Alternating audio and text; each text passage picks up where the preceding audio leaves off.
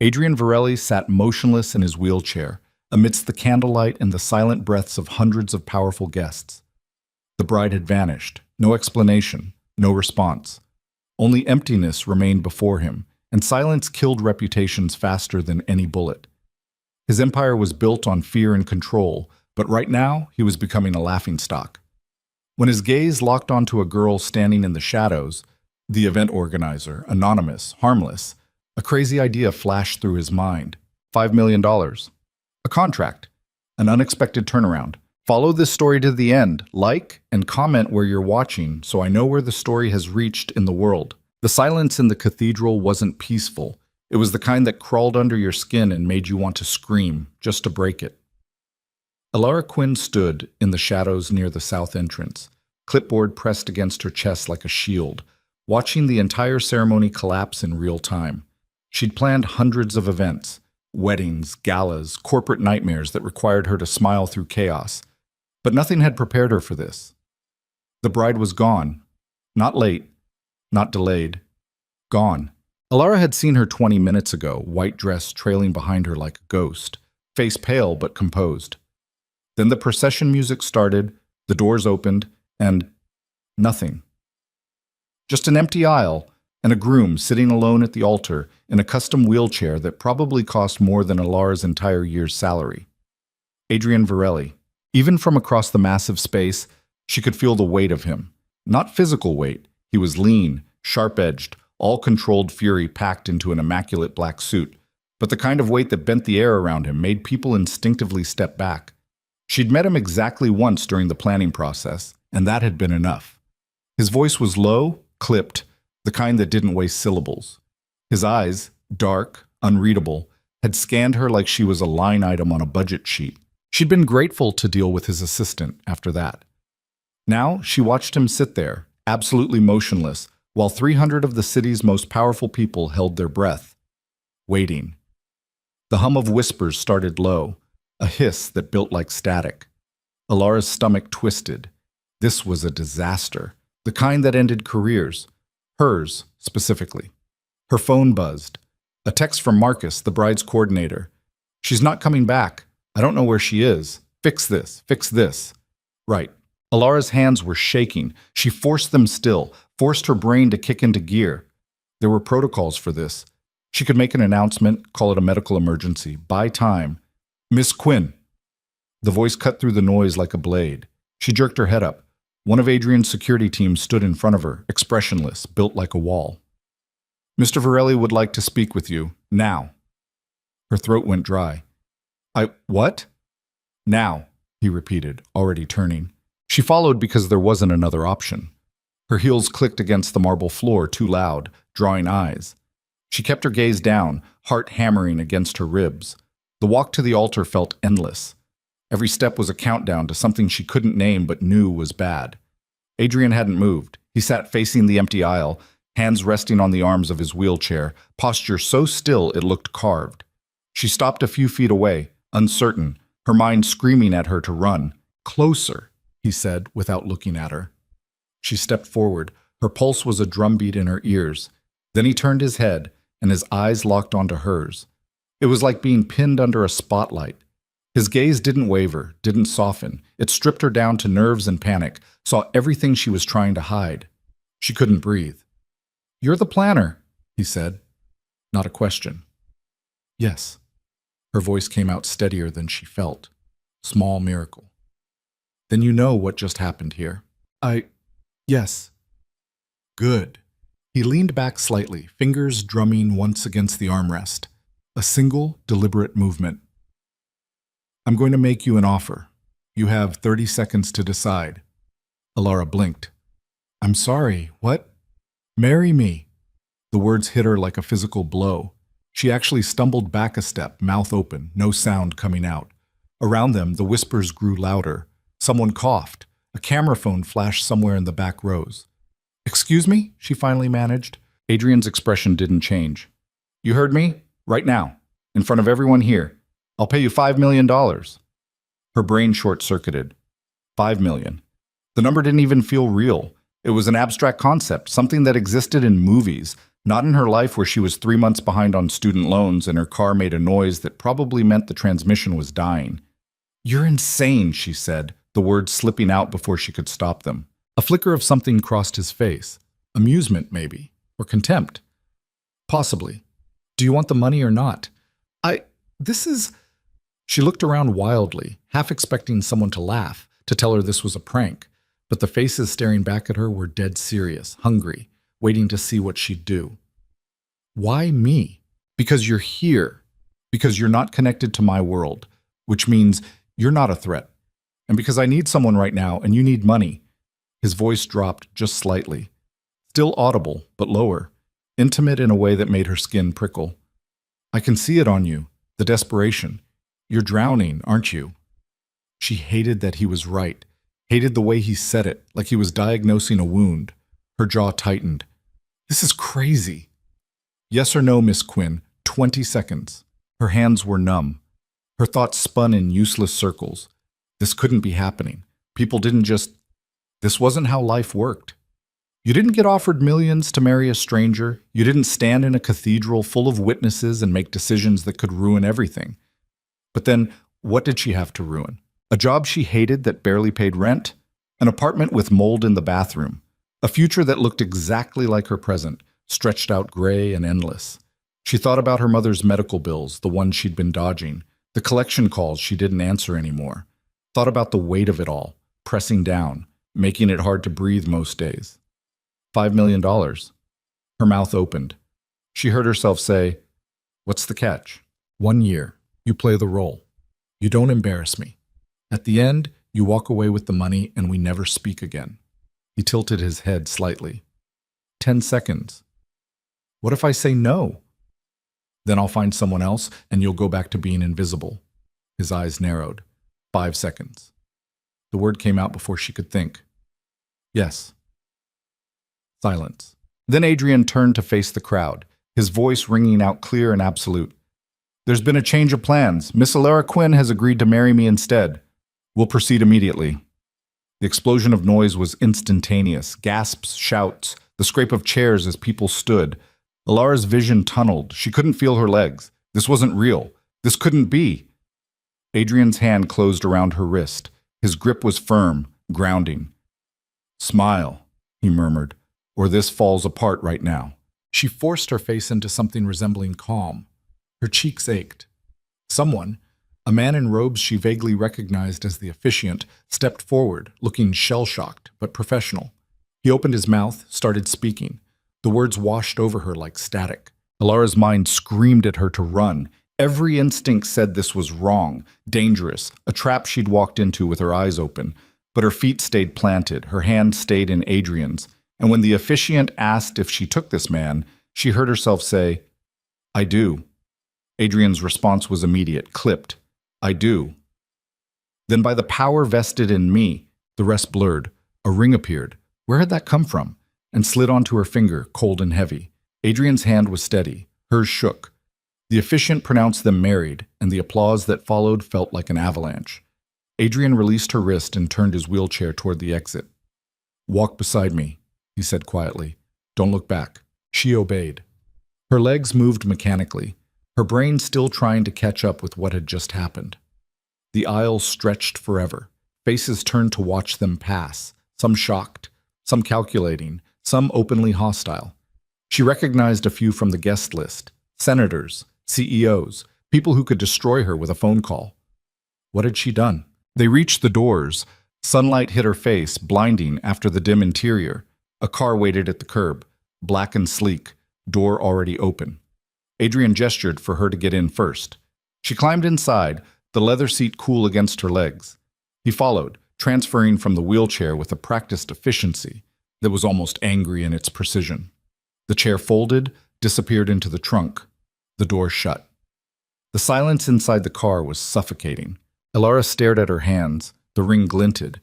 It was beautiful, platinum, simple, probably worth more than her life. Her breathing was too fast. Shallow. She was going to pass out or throw up or both. "Breathe," Adrian said from beside her. His voice was flat. "You're hyperventilating."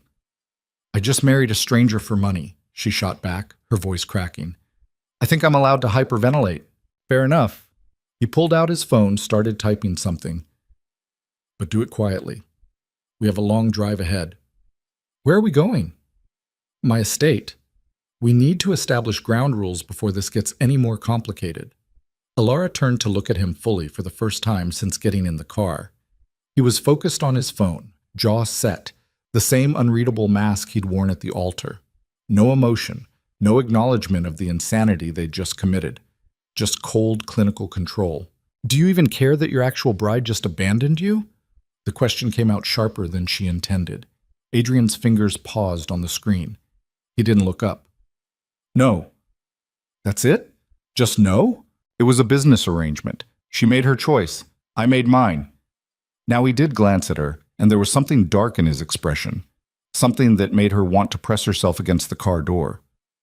Don't mistake what just happened for anything romantic, Miss Quinn. You're a solution to a problem. Nothing more. The words stung more than they should have. She turned away, staring out the window as the city blurred past. Buildings gave way to trees, manicured lawns, estates hidden behind gates and walls. Old money. The kind of wealth that didn't advertise.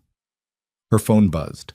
She pulled it out, saw 17 missed calls, 43 texts. Most from Marcus, increasingly frantic.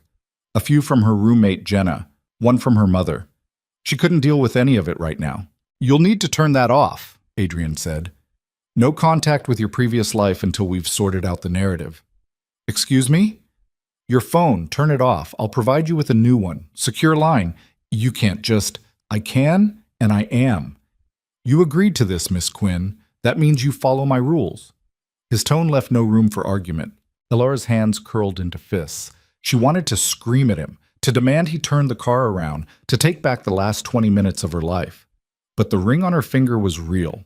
The contract, unspoken but binding in its way, was real. And $5 million was very, very real.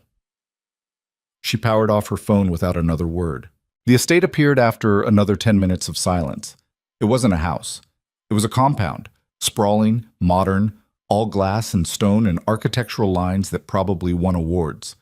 The car pulled through gates that opened automatically, rolled up a circular driveway, and stopped in front of massive double doors.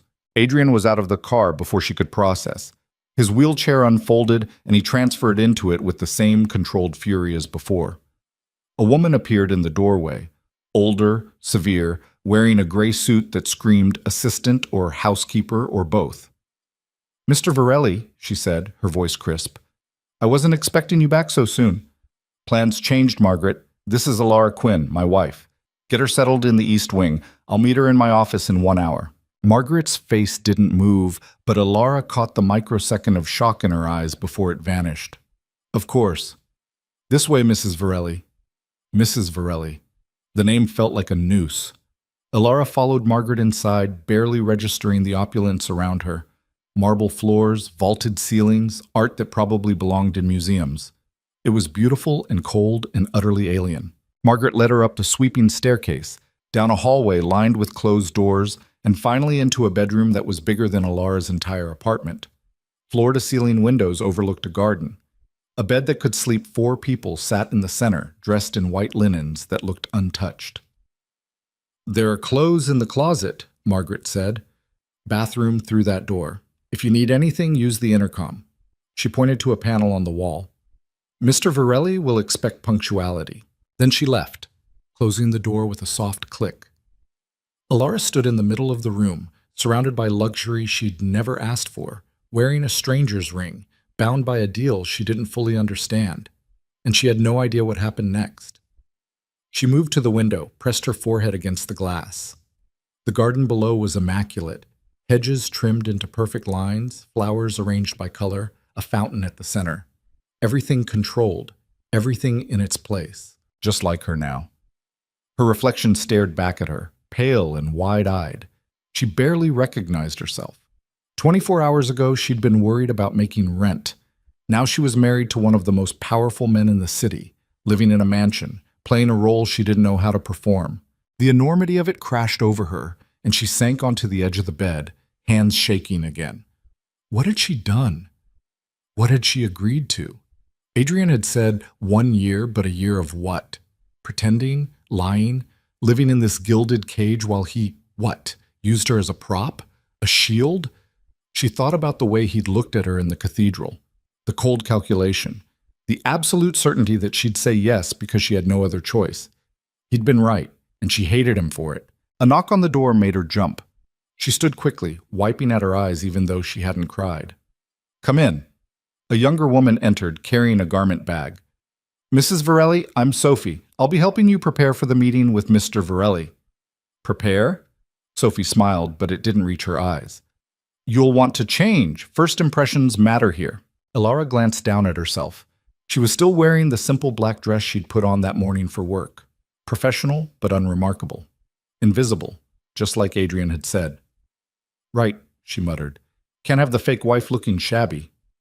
Sophie's smile faltered for just a second. Then she laid the garment bag on the bed and unzipped it, revealing a dress that probably cost more than Elara's car. Deep green, elegant, the kind of thing she'd never have chosen for herself. "If you'd prefer something else—" "No, it's fine." Elara took the dress, disappeared into the bathroom before Sophie could say anything else. The bathroom was obscene. All marble and gold fixtures, a tub big enough to swim in, mirrors everywhere. She avoided looking at herself as she changed, her hands fumbling with the zipper. The dress fit perfectly. Of course it did. Adrian probably had her measurements already, probably knew her shoe size, her favorite color, every detail he'd need to control her.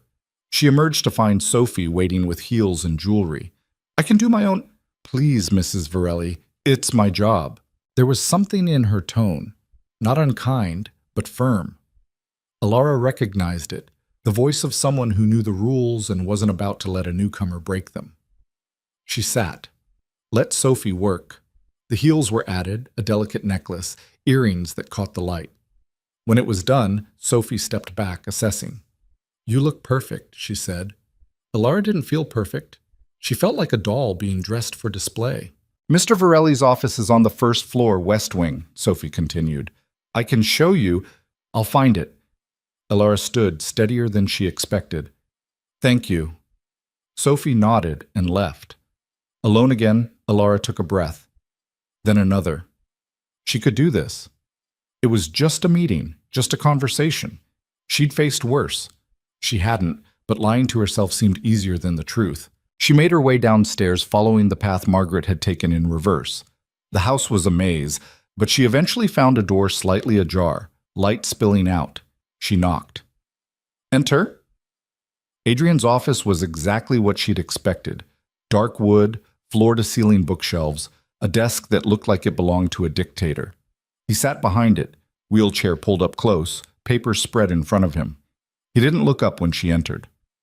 "Sit," he said, gesturing to a chair across from him. She sat. The chair was leather, expensive, uncomfortable in the way things were when they cared more about status than function.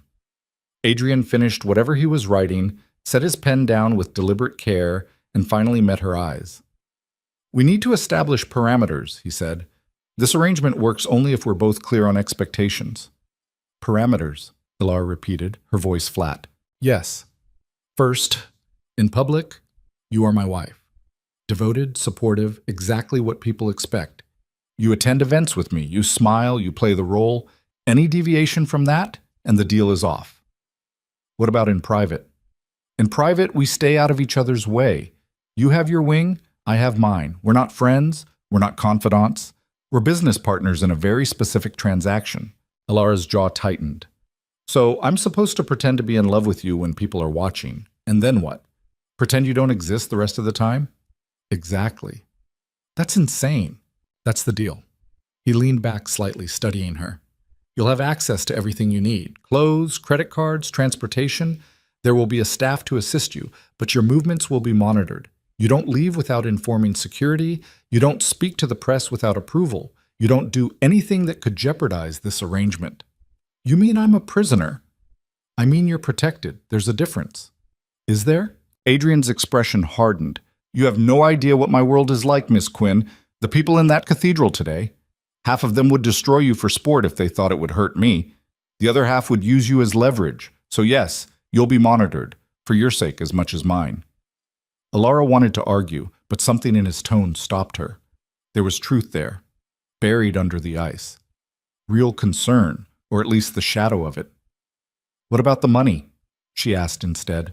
"You'll receive the first installment within 48 hours. 2 million, wired to an account I'll set up for you, untraceable, secure.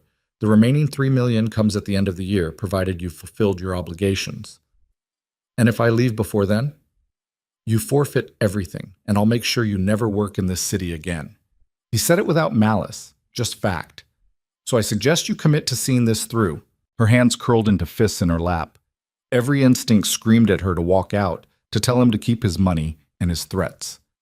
But the practical part of her brain, the part that had learned to survive on scraps and willpower, knew she couldn't. $2 million.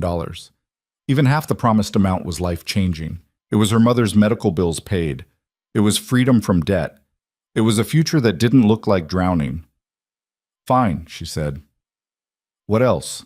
Adrian reached into a drawer, pulled out a thick stack of papers. "This is the contract. Read it. Sign it. It covers everything we've discussed and more.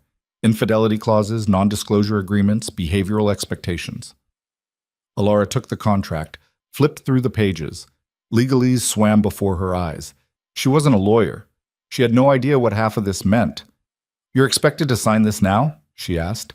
"You're expected to trust that I'm not going to screw you over any more than necessary." He paused. "Or you can walk away. But we both know you won't." She hated him, hated the certainty in his voice, the way he read her so easily. But he was right. She found a pen on his desk, clicked it open, and signed her name at the bottom of the last page. The ink was black, permanent, binding. "Good," Adrian said, taking the contract back. "We'll have our first public appearance tomorrow night. A gala. You'll need to be ready by 7. Tomorrow? I just married me. Yes. And now the world needs to see that it's real." He folded his hands on the desk.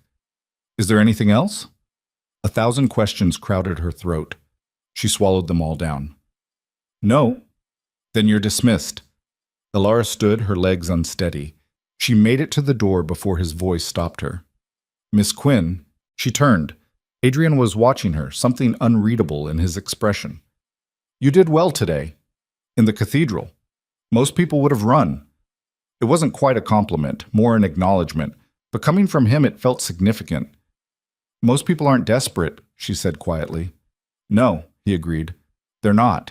She left before he could say anything else, before the weight of his gaze could pin her in place again. The hallway felt longer on the way back. The house felt bigger.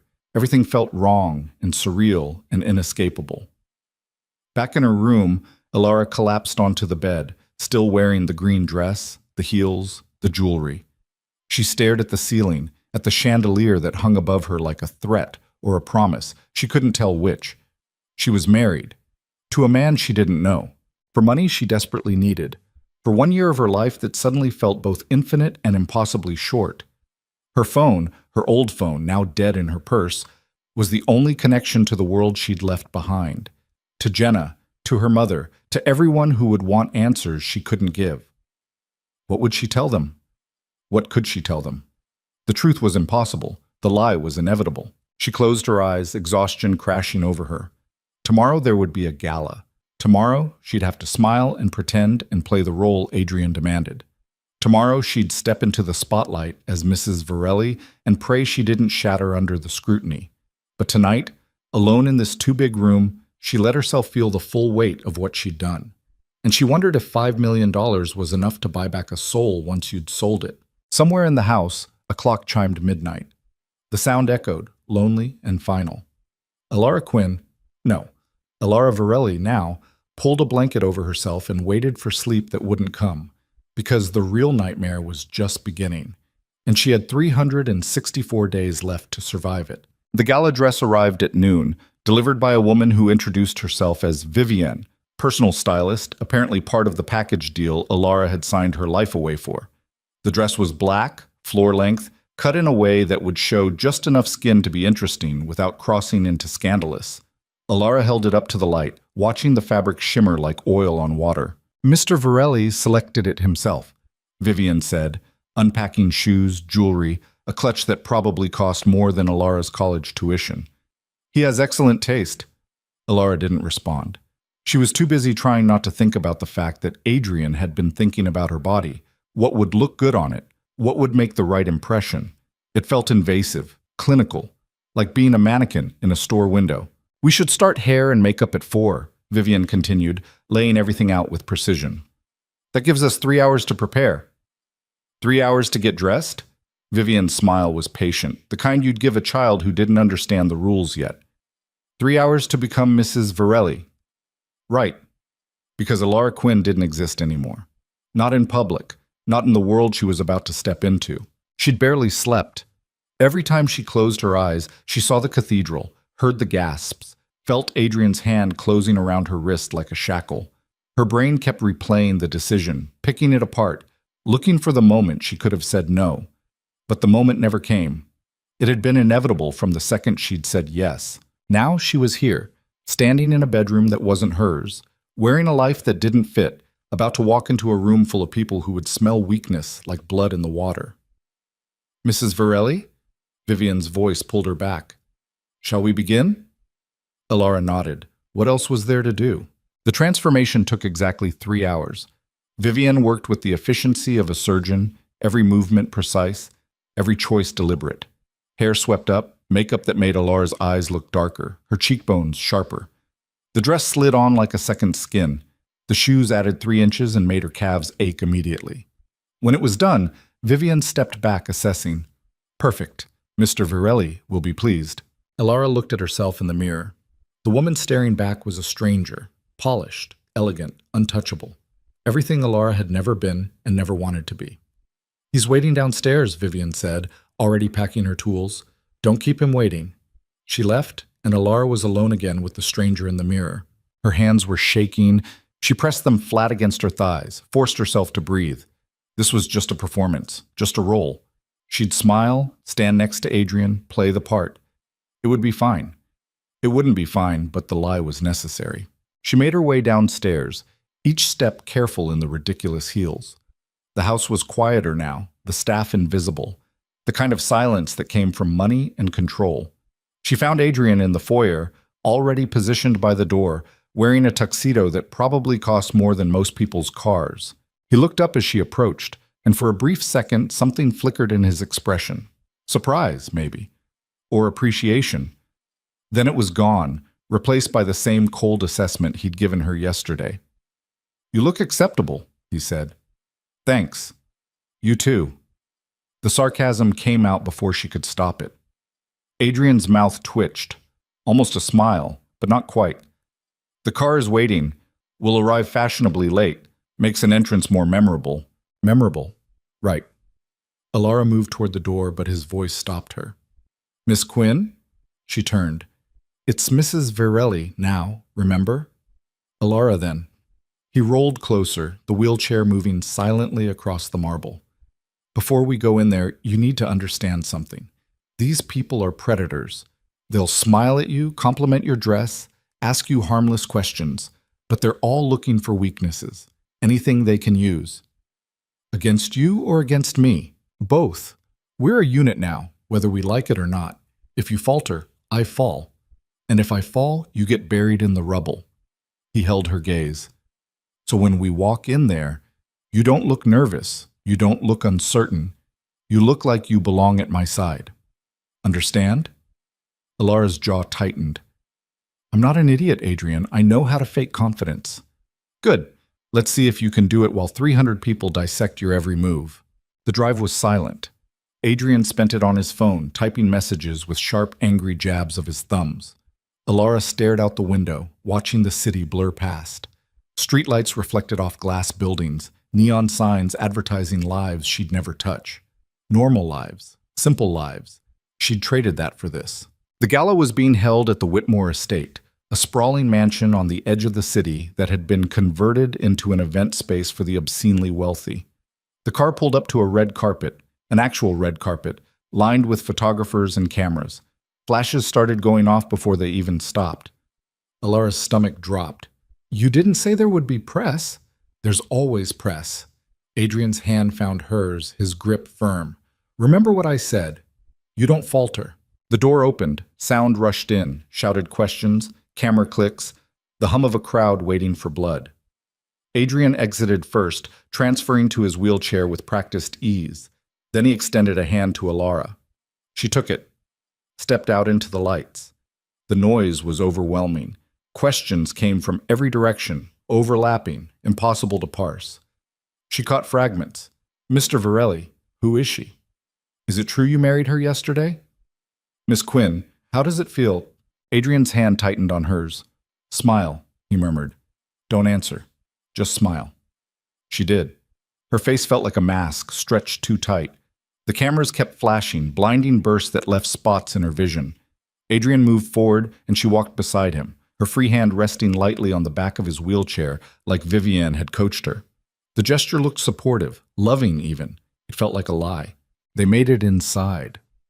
The noise cut off as the doors closed behind them, replaced by the softer sounds of string music and clinking champagne glasses. The ballroom was massive, vaulted ceilings, crystal chandeliers, walls lined with art that probably belonged in museums. People clustered in small groups, elegant and dangerous. Every conversation a potential minefield. Heads turned as they entered.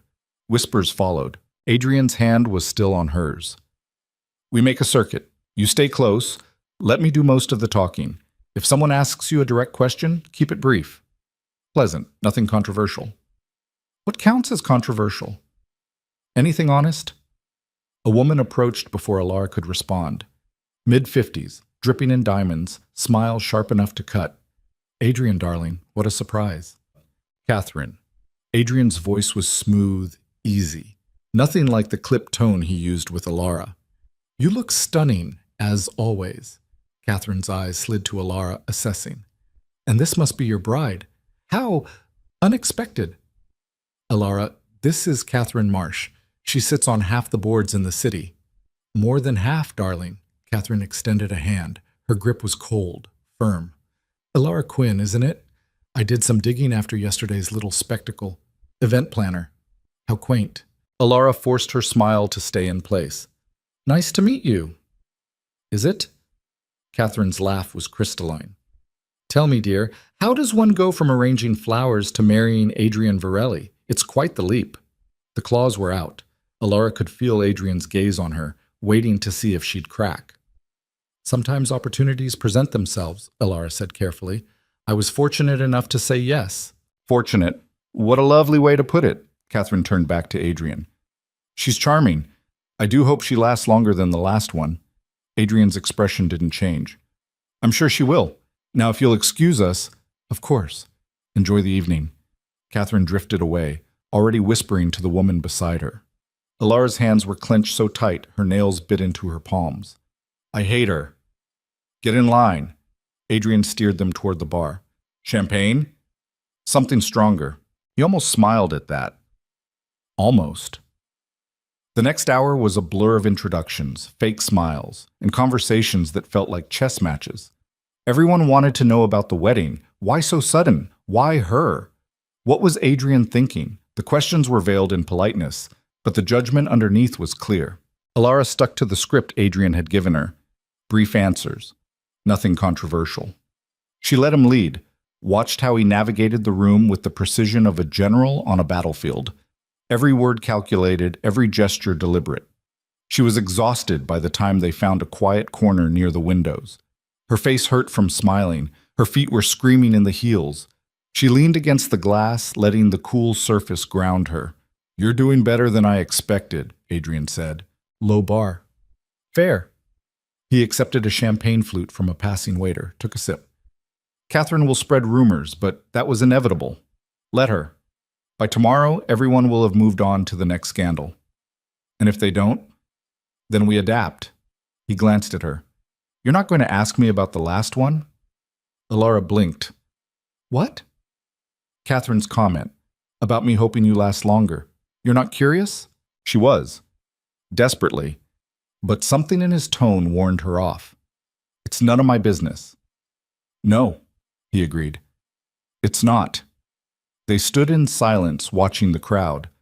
Alara's gaze caught on a man across the room, tall, dark-haired, staring directly at Adrian with an intensity that made her uneasy. Who's that? She asked. Adrian followed her gaze. His entire body went rigid. No one important. He's looking at you like he wants to kill you. Yes, he does. Adrian's voice was flat. His name is Marcus Kane. We used to be business partners. Now we're not. What happened? I ruined him. Adrian said it without emotion, just fact. He made a mistake. I capitalized on it. He lost everything. Now he spends his time trying to return the favor. Alara's stomach twisted. Should I be worried? Not tonight. He won't make a scene here.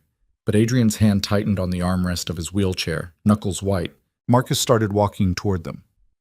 Adrian, Alara said quietly. I see him. Marcus stopped a few feet away, champagne in hand, smile cold. Adrian, congratulations on the wedding. I heard it was quite the affair. Marcus, Adrian's voice was ice. Enjoying the party? Immensely. Though I have to admit I'm curious. Marcus's gaze slid to Alara.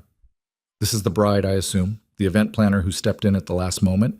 Alara Varelli, she said, forcing steel into her voice. And you are? Marcus Kane, an old friend of your husband's. His smile widened. Tell me, Mrs. Varelli, did Adrian mention what happened to his last fiancée? The one who left him at the altar? Adrian's jaw clenched. Walk away, Marcus. I'm just making conversation. Marcus took a sip of champagne, eyes never leaving Alara's. See, Adrian has a habit of making people disappear when they become inconvenient. Business partners, competitors, fiancés. I wonder if you'll be next. Alara's heart was pounding, but she kept her face blank. I appreciate the concern, but I'm perfectly capable of taking care of myself. Are you? Because from where I'm standing, you look like someone who got in way over her head. Marcus leaned closer, voice dropping. Whatever he promised you, it's not worth it. He'll use you up and throw you away the moment you stop being useful. That's enough. Adrian's voice cut through the space between them like a blade. You've said your piece, now leave. Marcus straightened, still smiling. Of course. Wouldn't want to cause a scene. Enjoy your evening, Mrs. Varelli. I have a feeling it'll be one of your last good ones. He walked away. Alara's hands were shaking. She crossed her arms to hide it. Are you all right? Adrian asked quietly. What did he mean? About making people disappear? He's trying to get under your skin. Don't let him. That's not an answer. Adrian's eyes met hers, and for the first time since she'd met him, she saw something real there. Something raw. He's right that I've destroyed people who got in my way, but I've never hurt someone who didn't deserve it. And you...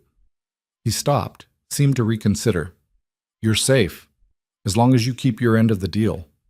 It should have been reassuring. It wasn't. The rest of the evening passed in a haze. More introductions, more forced smiles, more questions she couldn't answer honestly. By the time they left, Alara's entire body ached. She collapsed into the car, kicked off the heels, and closed her eyes. You did well, Adrian said from beside her. I feel like I've been through a war. You have. Welcome to my world. The drive back was silent again, but different this time. Less hostile, more exhausted, like they were both too tired to keep up the pretense. Back at the estate, Alara headed straight for her room, desperate to get out of the dress, out of the jewelry, out of the performance. But Adrian's voice stopped her at the base of the stairs. Tomorrow morning, my office, 8 o'clock. She turned. Why? We need to discuss what comes next. The gala was just the beginning. Alara's stomach sank. There's more? There's always more. He rolled past her toward his wing of the house. Get some rest. You'll need it. She watched him disappear down the hallway, then climbed the stairs to her room. The dress came off in pieces, the jewelry piled on the dresser, the makeup scrubbed away until her face felt raw. She stood in the shower until the water ran cold, trying to wash away the feeling of being watched, judged, dissected. It didn't work. She fell into bed at midnight, exhausted but unable to sleep. Her mind kept replaying Marcus's words. He'll use you up and throw you away. The certainty in his voice. The warning. Was he right? She thought about Adrian, about the way he'd looked when Marcus approached. The tension in his shoulders. The white-knuckled grip on his wheelchair. He'd been afraid. Maybe not of Marcus, but of something. What was she really part of? The question followed her into restless sleep, and when she woke at 7 the next morning, it was still there, waiting. She dressed in simple clothes, jeans, a sweater, no makeup. If Adrian wanted Mrs. Varelli, he could wait. Right now she was just Alara, and she needed to feel like herself, even if it was a lie. His office door was open when she arrived at 8. He was already there, of course, paper spread across his desk, phone to his ear. He gestured for her to sit without breaking his conversation. I don't care what the board thinks. Move forward with the acquisition. If they have a problem, they can take it up with me directly. He ended the call, set the phone down with deliberate care. You're punctual. Good. You said 8. I did. He slid a folder across the desk toward her. Open it. She did. Inside were photographs. Her, from last night, at the gala. Dozens of them. Her standing next to Adrian, smiling at Catherine Marsh, her hand on his wheelchair. Professional shots, clearly from hired photographers. These will be in the society pages by this afternoon, Adrian said. The narrative is already set. We're the unexpected love story, the billionaire and the ordinary girl. It's cliché, but it works. Alara stared at the photos. She looked happy in them. In love, even. The lie was perfect. What about your ex-fiancée? She asked. The one who left. Won't people ask about her? Adrian's expression hardened. Victoria signed an NDA. She won't talk. But Marcus is a problem I'm handling. You don't need to worry about him. He threatened me last night. He threatened the idea of you. There's a difference. Adrian leaned back, fingers steepled. But you're right that he's dangerous, which is why we need to accelerate the timeline. Alara's stomach dropped. What timeline? Public appearances, interviews. We need to saturate the narrative before Marcus can poison it. There's a charity luncheon on Thursday, a business dinner Friday, and next week we're doing a joint interview with Metropolitan Magazine. An interview? I can't. You can and you will. They'll ask about how we met, how I proposed, what it's like being married to me. You'll have talking points. You'll memorize them, and you'll deliver them perfectly. This is insane. This is necessary. Adrian's voice dropped. Marcus isn't the only threat. There are people who want to see me fail, who see this marriage as weakness. If we don't control the story, they will. And if they do, the deal is off. You go back to your life with nothing. The words hit like a slap. Alara's hands curled into fists. You're blackmailing me. I'm reminding you of the terms you agreed to. I agreed to play a role, not become a trained SEAL performing on command. Then maybe you should have read the contract more carefully. Adrian's eyes were cold. You wanted the money, Miss Quinn. This is what it costs. Alara stood, chair scraping against the floor. You're a bastard. Yes, I am, but I'm a bastard who's keeping his word. Are you? The question hung between them, sharp and accusing. Alara wanted to scream, to flip the desk, to walk out and never come back. But the money, God, the money, was already in her account. $2 million she couldn't afford to lose. She sat back down. Fine, what do I need to do? Adrian's expression didn't change, but something in his posture relaxed. Smart choice. We'll start prep this afternoon.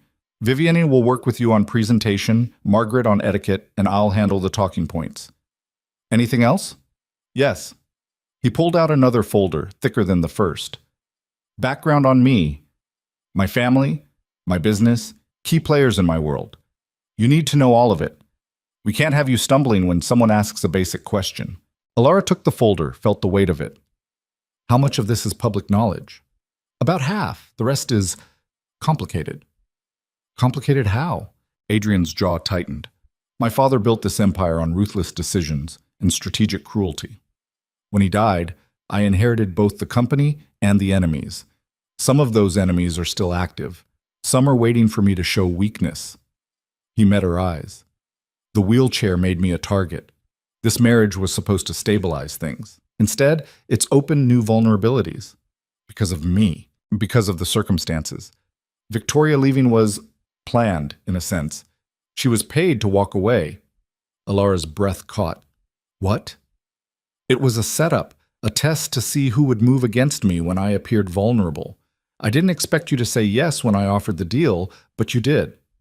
So now we're improvising. You're telling me this whole thing was some kind of strategic game? Everything is a strategic game, Alara. The sooner you understand that, the safer you'll be. She wanted to throw the folder at his face, wanted to tell him exactly what she thought of his games and his manipulations, but instead, she stood, folder tucked under her arm. I'll study this. Anything else? Dinner tonight, 7. We need to practice being a couple in private before we do it in public. You've got to be kidding. I'm not. If we can't convince each other, we'll never convince anyone else. Alara left before she said something she'd regret. The folder felt like it weighed 1,000 pounds. She made it back to her room, locked the door, and threw the folder onto the bed. Then she sat down and started reading. Adrian Varelli, born to Marcus Varelli Sr. and Elena Varelli. Only child.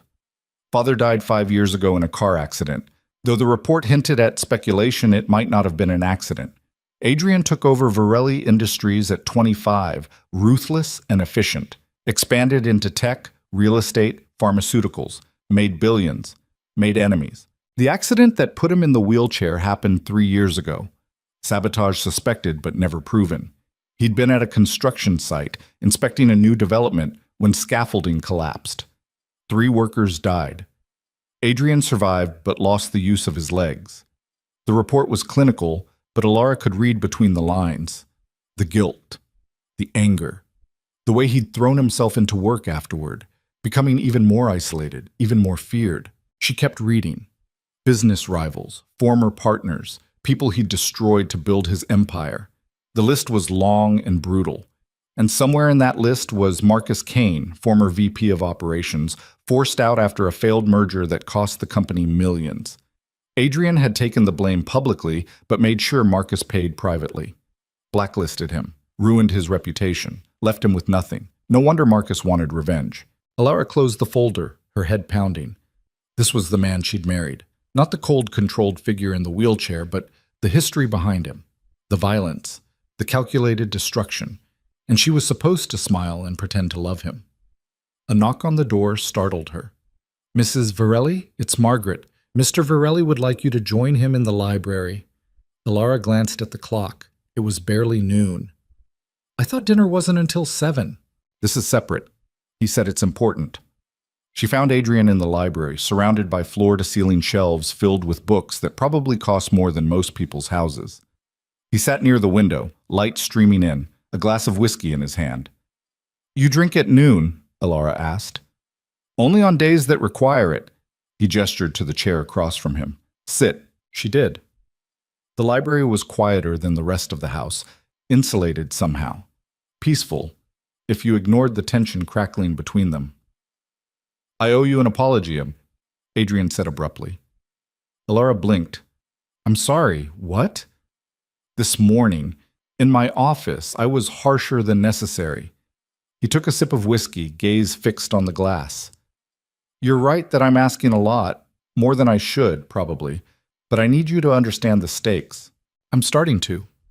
She thought about the folder, the enemies, the history. Marcus isn't going to let this go, is he? No, he'll escalate. Try to find leverage. That's why we need to be airtight, no cracks. And if he finds one anyway? Adrian's eyes met hers. Then we deal with it, together. The word hung between them. Together. Like they were actually a team, not just 2 people trapped in a transaction. Why did you really ask me? Alara said quietly. That day in the cathedral? You could have chosen anyone. Why me? Adrian was quiet for a long moment. When he spoke, his voice was different, softer, almost honest. Because you looked terrified, but you didn't run. Because when I looked at you, I saw someone who understood desperation, who knew what it meant to have no good choices. He paused.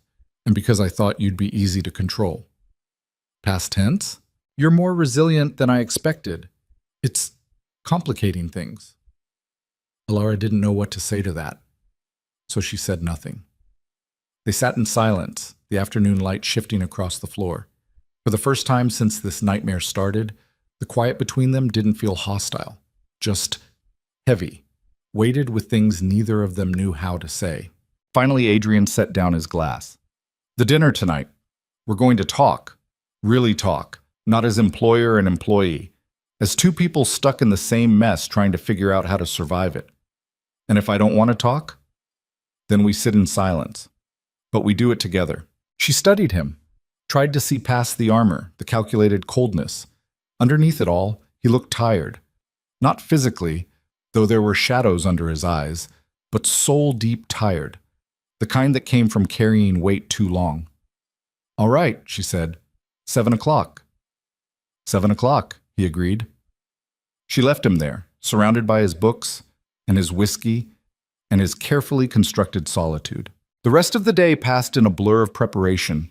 Vivian returned to coach her on posture, on how to sit, stand, move like she belonged in Adrian's world. Margaret drilled her on names, who mattered, who didn't, who to avoid. The talking points arrived in a leather binder, 20 pages of scripted responses to potential questions. By 6:30, Alara's brain felt like it was leaking out her ears. She changed into something simple for dinner, a dress that wasn't a performance, just comfortable, and made her way to the dining room at 7 exactly. Adrian was already there, positioned at the head of the table, 2 place settings, close together, candles lit, though the gesture felt more functional than romantic. "You came," he said. "I said I would. You could have changed your mind." "So could you." He gestured to the seat beside him. "Sit. Food's on the way." She sat. The table was massive, could easily seat 20, but they were clustered at one end, intimate despite the space. A staff member brought the first course, some kind of soup that smelled incredible. They ate in silence for a few minutes, the only sound the clink of spoons against china. Then Adrian spoke. "Tell me about your mother." Alara's spoon froze halfway to her mouth. "What?" "Your mother. The background check mentioned medical bills. I want to know." She set the spoon down carefully. "Why?" "Because if we're going to do this, really do this, I need to know who you are. Not just the surface, the real you." It felt like a trap, but his expression was genuine, or as close to genuine as she'd seen from him. "She has MS, Alara said finally. Multiple sclerosis. Diagnosed 5 years ago. It's progressive. The treatments are expensive and insurance doesn't cover half of it. That's why you needed the money. Part of it. The other part is I'm drowning in student debt from a degree I'm not using and a job that barely pays rent." She picked up her spoon again, stirred the soup without eating. "I was desperate. You were right about that." "I'm sorry." The words were so unexpected that Alara actually laughed. "Are you?" "Yes. Genuinely." Adrian set down his own spoon. "My mother died when I was 12. Cancer. My father threw money at the problem until she was gone, then threw himself into work to forget. I know what it's like to watch someone suffer and feel powerless." The admission cracked something open between them. Alara felt the shift, subtle but real. "Is that why you're like this?" she asked. "The control thing, the need to manage everything." "Probably. Therapy's never been my strong suit." His mouth twisted into something that might have been a smile. "What about you? What's your excuse for saying yes to a stranger's proposal?" "Survival, self-preservation, a really poor sense of judgment." "All valid." They fell back into silence, but it was different now. Less hostile, more human. The rest of dinner passed with small conversations. Nothing deep, but nothing superficial either. Adrian asked about her work, her life before this. She asked about his business, carefully avoiding the darker parts. By the time dessert arrived, something had shifted. They weren't friends, but they weren't enemies either. Maybe they were just two people trying to navigate the same shipwreck. As the staff cleared the plates, Adrian leaned back in his wheelchair. "I have a question." "Go ahead." "Do you regret it? Saying yes?" Alara considered, thought about the cathedral, the money, the last 2 days of her life. "Ask me in a year." "Fair enough." She stood to leave, but his voice stopped her. "Alara." She turned. "Thank you for tonight, for trying." The words were simple, but they felt significant, like he'd handed her something fragile and was waiting to see if she'd break it. "You're welcome," she said quietly. Back in her room, Alara lay awake for hours, staring at the ceiling. The conversation replayed in her mind. The way Adrian had looked when he talked about his mother. The genuine apology. The question about regret. He was still a bastard, still manipulative, still dangerous, but maybe, just maybe, he was human underneath it all. And that terrified her more than anything else. Because if he was human, then she could care about him. And caring about Adrian Varelli felt like the worst mistake she could possibly make. The next morning, everything changed. Alara woke to pounding on her door. She stumbled out of bed, yanked it open to find Margaret, face pale, clutching a tablet. "You need to see this." Alara took the tablet. The screen showed a news article, headline screaming in bold letters. Varelli's contract. Bride. Exclusive expose reveals marriage is a business deal. Her stomach dropped. She scrolled down, saw screenshots of the contract, her signature, clear as day. Terms laid out in brutal detail. $5 million. 1 year. The whole sordid arrangement exposed for the world to see. How? We don't know yet. But it's everywhere. Every news site, every social media platform. Margaret's voice was tight. "Mr. Varelli wants to see you immediately." Alara barely registered getting dressed, barely remembered walking to his office. Her mind was static, white noise, panic clawing at her throat. Adrian was on the phone when she entered, his voice a whip crack of fury. "I don't care how it happened. Find out who leaked it. Now!" He slammed the phone down, eyes finding hers. The look on his face made her blood run cold. "Did you do this?" His voice was quiet, deadly. "What? No, Because if you thought you could blackmail me for more money, you severely miscalculated." "I didn't leak anything." Alara's voice broke. "Why would I? This destroys me too." Adrian stared at her, searching for the lie. She held his gaze, shaking but steady. Finally, he exhaled. "Marcus, you think—" "I know. He's the only one with the resources and the motive." Adrian's hands clenched into fists. "He must have hacked my servers, found the contract." "What do we do?" Adrian's eyes met hers, and in them she saw something that made her knees weak. Fear. "We fight back, together, or we both go down." The word echoed in her mind as she stood there, the world crashing down around them. Together. There was no turning back now. The phone hadn't stopped ringing in 3 hours. Adrian's assistant fielded calls from board members, investors, journalists who smelled blood in the water. Alara sat in the corner of his office, watching him work through the crisis with the mechanical precision of someone who'd done this before. But there was something different in his movements now, a tightness around his eyes. His hands gripped the armrests of his wheelchair until his knuckles went white. He was afraid, and if Adrian Varelli was afraid, they were already dead. "Pull every resource we have," Adrian said into the phone, voice clipped. "I want to know who accessed those files, when, and from where. I don't care if you have to burn half the IT department to find out." He ended the call, threw the phone onto the desk hard enough that the screen cracked. Alara flinched. "We need a statement," Adrian said without looking at her. "Something that reframes the narrative before it buries us." "What narrative? The truth is out there. We can't exactly lie our way out of a signed contract. We don't lie. We contextualize." He finally turned to face her, and his expression was carved from stone. "The contract was real, yes, but the marriage became real. We fell in love during the arrangement. That's the angle." Alara's laugh was bitter. "No one's going to believe that." "They will if we sell it hard enough." "How?" "By holding hands and smiling for cameras while the entire world calls me a gold digger and you a joke?" Adrian's jaw clenched. "Do you have a better idea?" She didn't. That was the problem. They were trapped in a burning building with no exits, and all they could do was argue about which way to run. Margaret appeared in the doorway, face ashen. "Mr. Varelli, you need to see this." She held up her tablet. Another article. This one worse than the first. Not just screenshots of the contract, detailed breakdowns of the payment structure, quotes from unnamed sources claiming Adrian had a history of buying women, that this was just the latest in a pattern of control and manipulation. "It's Marcus," Alara said quietly. "He's not just leaking information. He's building a narrative." "Obviously." Adrian's voice was ice. "The question is how far he's willing to go." The answer came 20 minutes later. Adrian's phone buzzed. A text from an unknown number. He opened it, and his entire body went rigid. "What?" Alara moved closer. "What is it?" He turned the screen toward her. A photo. Victoria, the ex-fiancée, sitting in what looked like a hotel room, mascara smeared, looking devastated. Below it, a message. She's ready to talk. Every dirty secret you buried. Want to stop this? Meet me, alone. Tonight. The address was attached. Some industrial building on the waterfront. Alara's blood ran cold. It's a trap. Of course it's a trap. Then you can't go. Adrian's eyes met hers. I don't have a choice.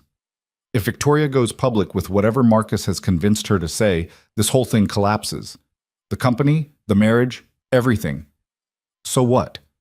You meet him in some abandoned warehouse and what? Negotiate? He's not going to negotiate, Adrian. He wants you destroyed. Then I guess I'll have to make sure he doesn't get what he wants. Adrian wheeled toward the door. I'm leaving in an hour. Have Margaret prepare. I'm coming with you. He stopped, turned back slowly. Absolutely not. The message said alone. If I come, it changes the dynamic. He won't expect it. That's exactly why you're staying here. This is my fight, not yours. Alara stepped in front of him, blocking his path. We're married, remember? Contract or not, leaked or not. I'm part of this now. And if you go alone, you're walking into an ambush with no backup and a goddamn wheelchair. So either I come or I follow you anyway. Adrian stared at her. For a long moment, she thought he'd refuse, order security to lock her in her room. Then something in his expression shifted. You're insane, he said. I learned from the best. His mouth twitched, almost a smile, but not quite. Fine. But you do exactly what I say. No arguments, no improvising. Understood? Understood. They left at 8, using a car from Adrian's private garage. Unregistered, untraceable. The driver was someone Adrian trusted, ex-military, built like a tank. He didn't ask questions, just drove. The city gave way to industrial zones, empty lots, buildings gutted and abandoned. The waterfront here was all rust and decay, ships that would never sail again rotting in contaminated water. The address led them to a warehouse at the end of a dead-end street, windows broken, door hanging off its hinges. This is a nightmare waiting to happen, Alara muttered as they pulled up.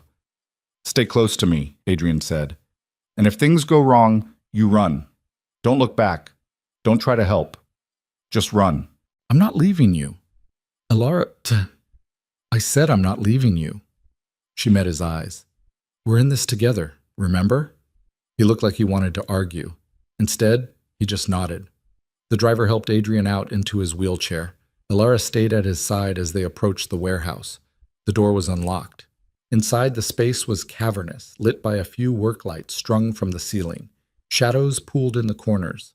The smell of oil and rust hung thick in the air. Marcus stood in the center of the space, hands in his pockets, looking almost relaxed. Victoria sat on a metal chair behind him, arms wrapped around herself, eyes red from crying. Adrian, Marcus said, his voice echoing. Punctual as always, and you brought the wife. How touching. Where's the leverage, Marcus? Adrian's voice was flat. You said Victoria had information. Let's hear it. Marcus smiled. Straight to business. I always appreciated that about you. Very well. He gestured to Victoria. Tell them. Victoria's voice was barely above a whisper. He knows about the accident. Alara's blood turned to ice. What accident? The one that put me in this chair, Adrian said, his voice carefully neutral. What about it? It wasn't sabotage, Victoria said, and now she was looking directly at Adrian. You know it wasn't. You were drunk.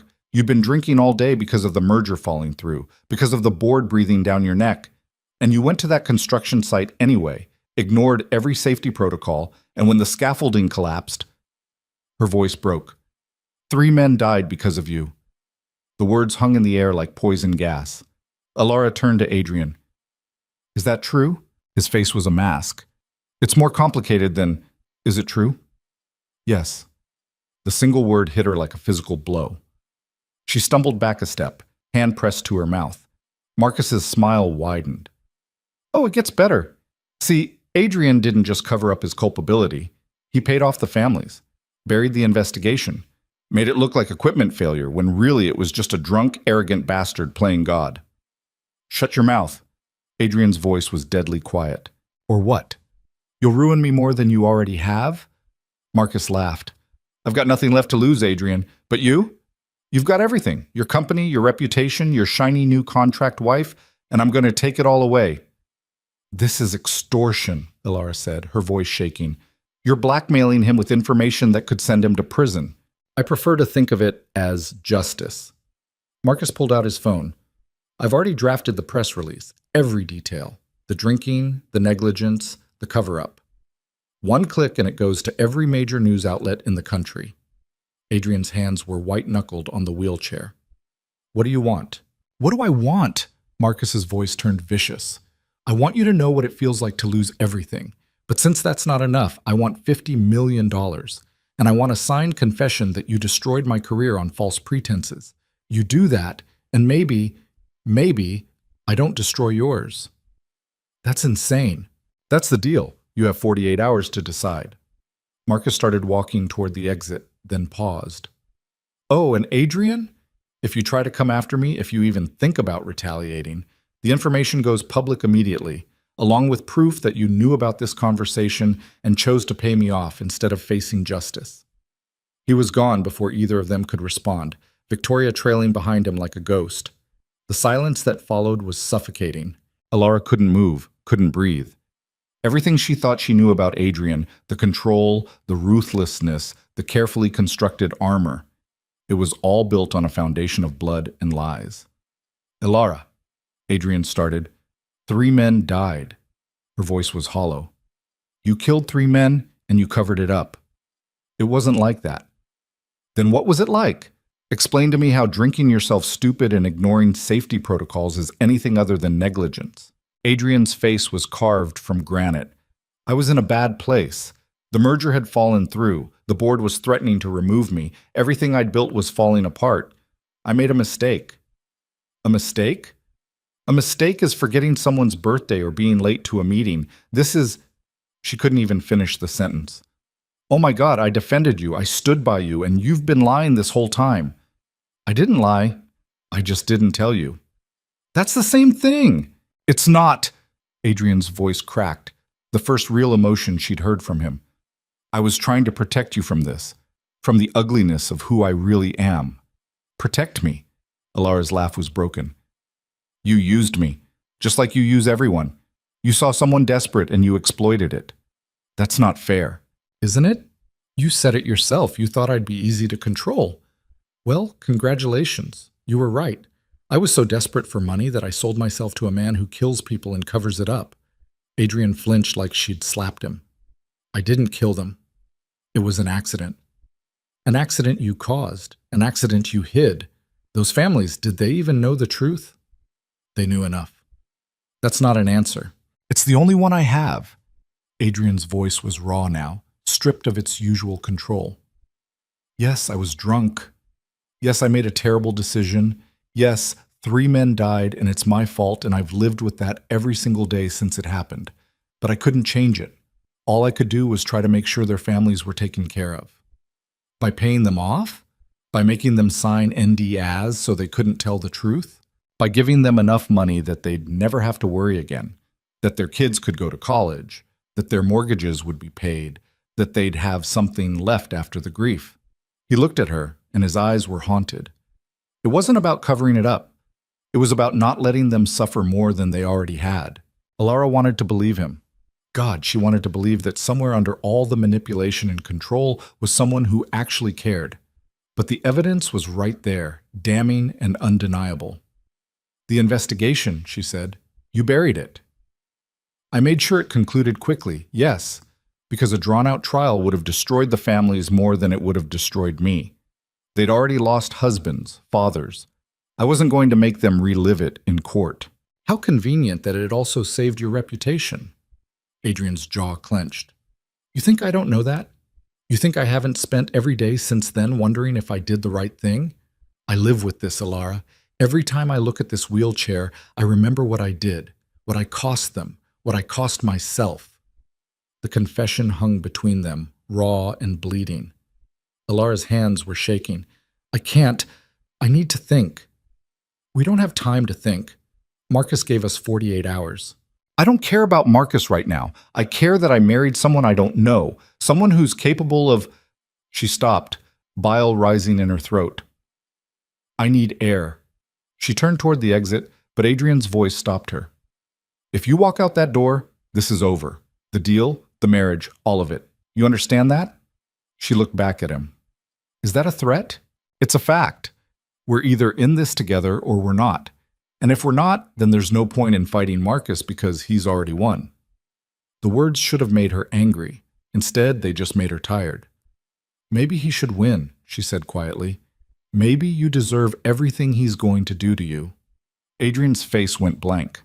The mask slid back into place, and the man she'd seen glimpses of, vulnerable, honest, disappeared. Then go, he said, voice flat. The driver will take you back to the estate. Pack your things. I'll have the first payment transferred by morning. Consider the contract void. It was what she wanted, an out, an escape from this nightmare. So why did it feel like her heart was being ripped out of her chest? She walked to the door, stopped with her hand on the frame. Behind her, she heard Adrian's wheelchair move, the quiet whir of motors. He was leaving too, going to face Marcus alone, going to make whatever deal he had to make to survive. Or maybe not survive. Maybe Marcus would push too far and Adrian would push back, and it would end the way these things always ended, blood and ruin and nobody winning. Alara closed her eyes, thought about the man she'd married, the bastard who'd blackmailed her into this arrangement, the man who'd sat with her at dinner and asked about her mother, who'd apologized for being harsh, who'd looked at her with something real in his eyes when he'd said they were in this together, the man who'd killed 3 people and covered it up, the man who'd lived with that guilt every day since. She didn't owe him anything. She didn't owe him loyalty or forgiveness or even basic human decency. He'd used her, lied to her, trapped her in a life she never asked for. But she thought about Marcus's smile, the cruelty in it, the way he'd enjoyed watching Adrian squirm. This wasn't about justice for him. It was about revenge, about destroying someone because he could. And if Alara walked away, she'd be helping him do it. God damn it, she whispered. She turned around. Adrian had stopped near the exit, his back to her, waiting, or maybe just accepting. If I stay, she said, and her voice was steel, you tell me everything. No more lies, no more convenient omissions, everything. Adrian turned his wheelchair slowly. Everything? Every secret, every buried body, every terrible thing you've done that I need to know about before this gets worse. Because it's going to get worse, isn't it? Yes. Then I need to know what I'm walking into. He studied her for a long moment. Why are you staying? Because you're right. We're either in this together or we're not. And as much as I hate you right now, and I do hate you, I hate Marcus more. I hate what he's doing, how he's doing it, and I'm not going to let him win. Something shifted in Adrian's expression. Not relief exactly, more like recognition. All right, he said, I'll tell you everything, but not here. He glanced around the warehouse, suddenly aware of how exposed they were. Let's go home. We have work to do. The drive back was silent, but different from before. The tension wasn't hostile anymore. It was focused. They were planning, strategizing. 2 people who'd been on opposite sides of the board suddenly realizing they were playing the same game. Back at the estate, Adrian led her to his office. He poured himself a whiskey, offered her one. She took it. They sat across from each other, the desk between them like a negotiation table. Where do you want me to start? Adrian asked. The accident, the real story, not the sanitized version. He took a long drink, set the glass down with steady hands. I'd been drinking since noon. Scotch, mostly. The merger with Kellerman Industries had fallen through because someone on my team, someone I trusted, had leaked confidential information to their board. The deal was dead. $60 million gone. 3 months of work destroyed. His voice was matter-of-fact, recounting events like a grocery list. The board called an emergency meeting, told me I was losing control, that I needed to step back, let them bring in outside management. I refused, walked out. And then? Then I went to the construction site. We were building a new headquarters, state-of-the-art. I wanted to see something that wasn't falling apart, but I was impaired. I shouldn't have been there. The site manager told me the scaffolding wasn't secured yet, that they were still working on it. I ignored him. Went up anyway. Alara's stomach turned. And it collapsed. And it collapsed. I woke up in the hospital 3 days later, couldn't feel my legs. Found out 3 workers had been killed in the fall. Found out the company was facing lawsuits. Found out the person who'd leaked the merger information was Marcus Kane. She blinked. Marcus caused the merger to fail? He was angling for my position. Thought if he could make me look incompetent, the board would remove me and give him control. Instead, I survived the accident. Used the sympathy and the lawsuits as leverage to root out the leak. When I found proof it was Marcus, I destroyed him quietly. Made sure he'd never work in this industry again. So he blames you for ruining his life when really he did it to himself. Essentially. But that doesn't change what I did. The drinking, the negligence, the cover-up. I paid the families, yes, more than any lawsuit would have awarded, but I also made sure they signed agreements that kept them from talking, protected myself even while trying to help them. Alara drained her whiskey. You're right. You are a bastard.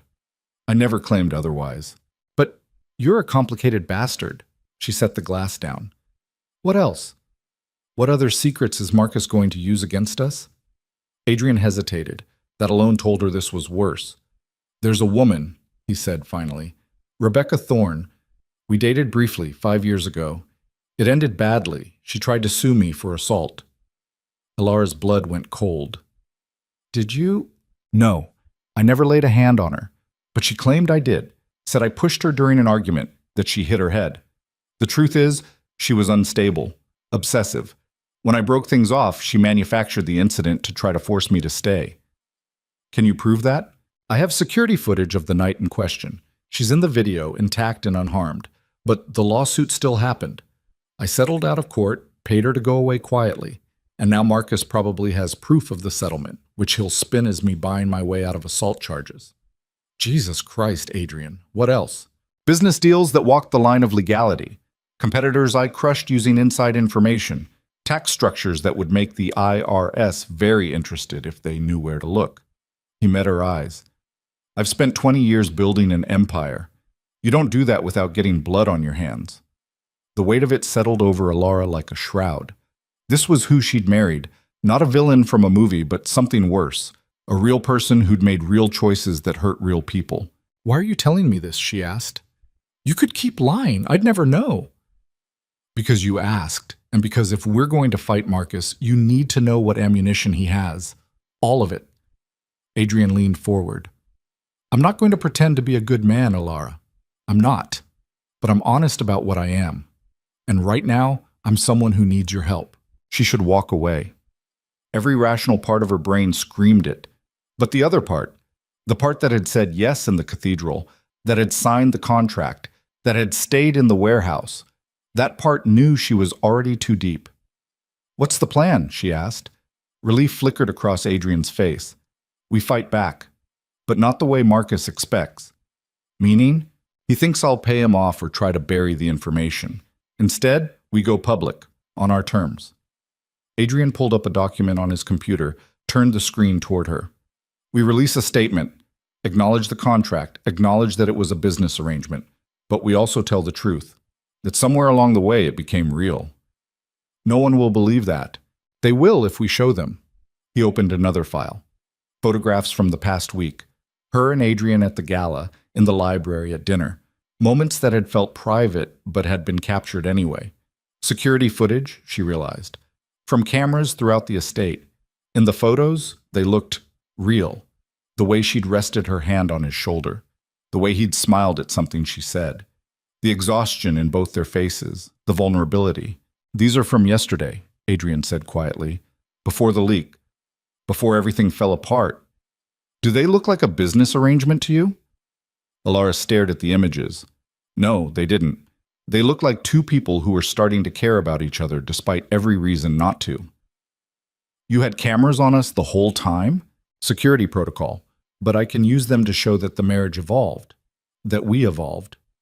He closed the file. Then we address the accident. Head on. I release a statement taking full responsibility. No excuses, no justifications, just the truth. I was negligent, people died, and I've spent every day since trying to atone. That's career suicide. Maybe. Or maybe people respect honesty more than they respect a perfect lie. Adrian's voice was steady. Either way, it takes Marcus's leverage away. He can't expose what I've already exposed. What about Rebecca? The other stuff. We address it all. Everything he might have, we put it out there first. Control the narrative before he can weaponize it. Alara's mind raced. It was insane. It would destroy Adrian's carefully constructed image. But it might save them. When? She asked. Tomorrow morning, we do a live interview. No scripts, no handlers, just us, answering questions honestly. You're betting everything on people believing we're genuine. I'm betting everything on the fact that we are genuine. At least, we're becoming genuine, whether we planned it or not. He held her gaze. But I need you with me, fully with me. Not just physically, but committed to this. To us. The weight of the request pressed down on her. He wasn't just asking her to play a role anymore. He was asking her to mean it.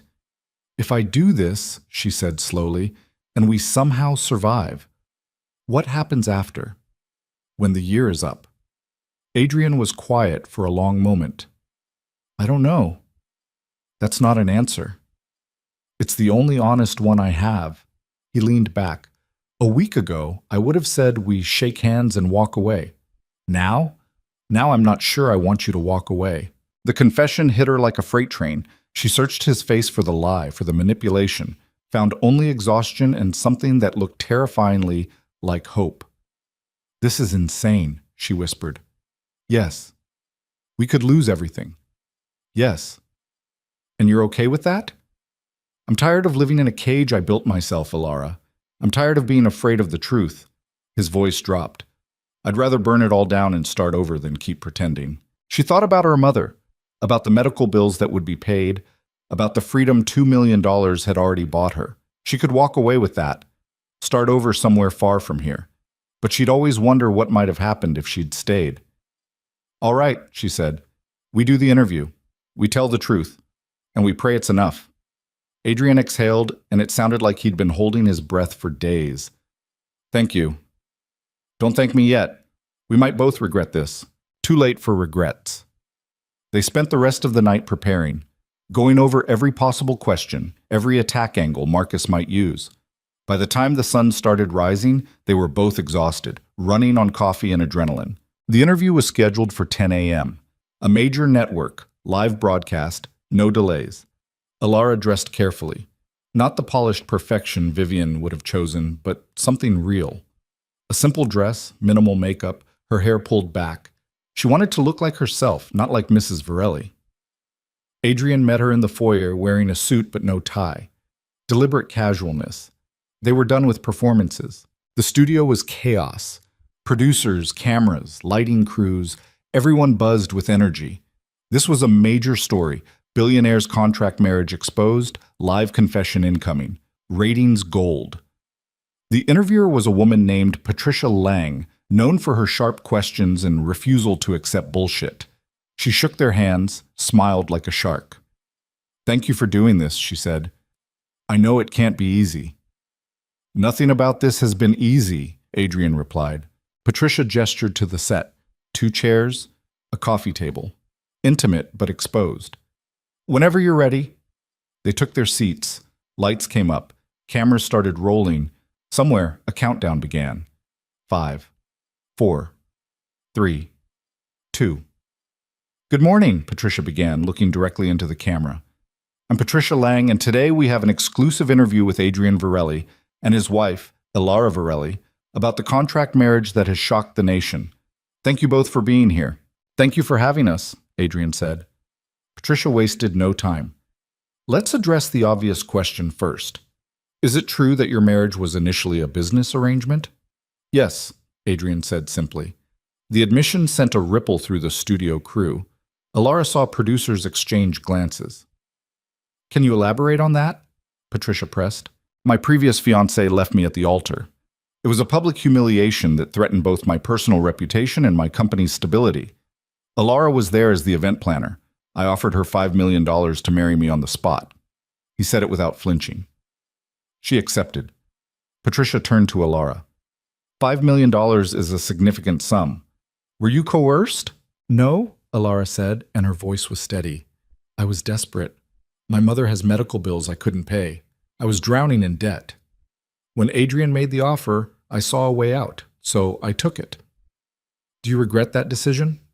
Ilara met Adrian's eyes, saw the question there, the vulnerability he'd never show anyone else.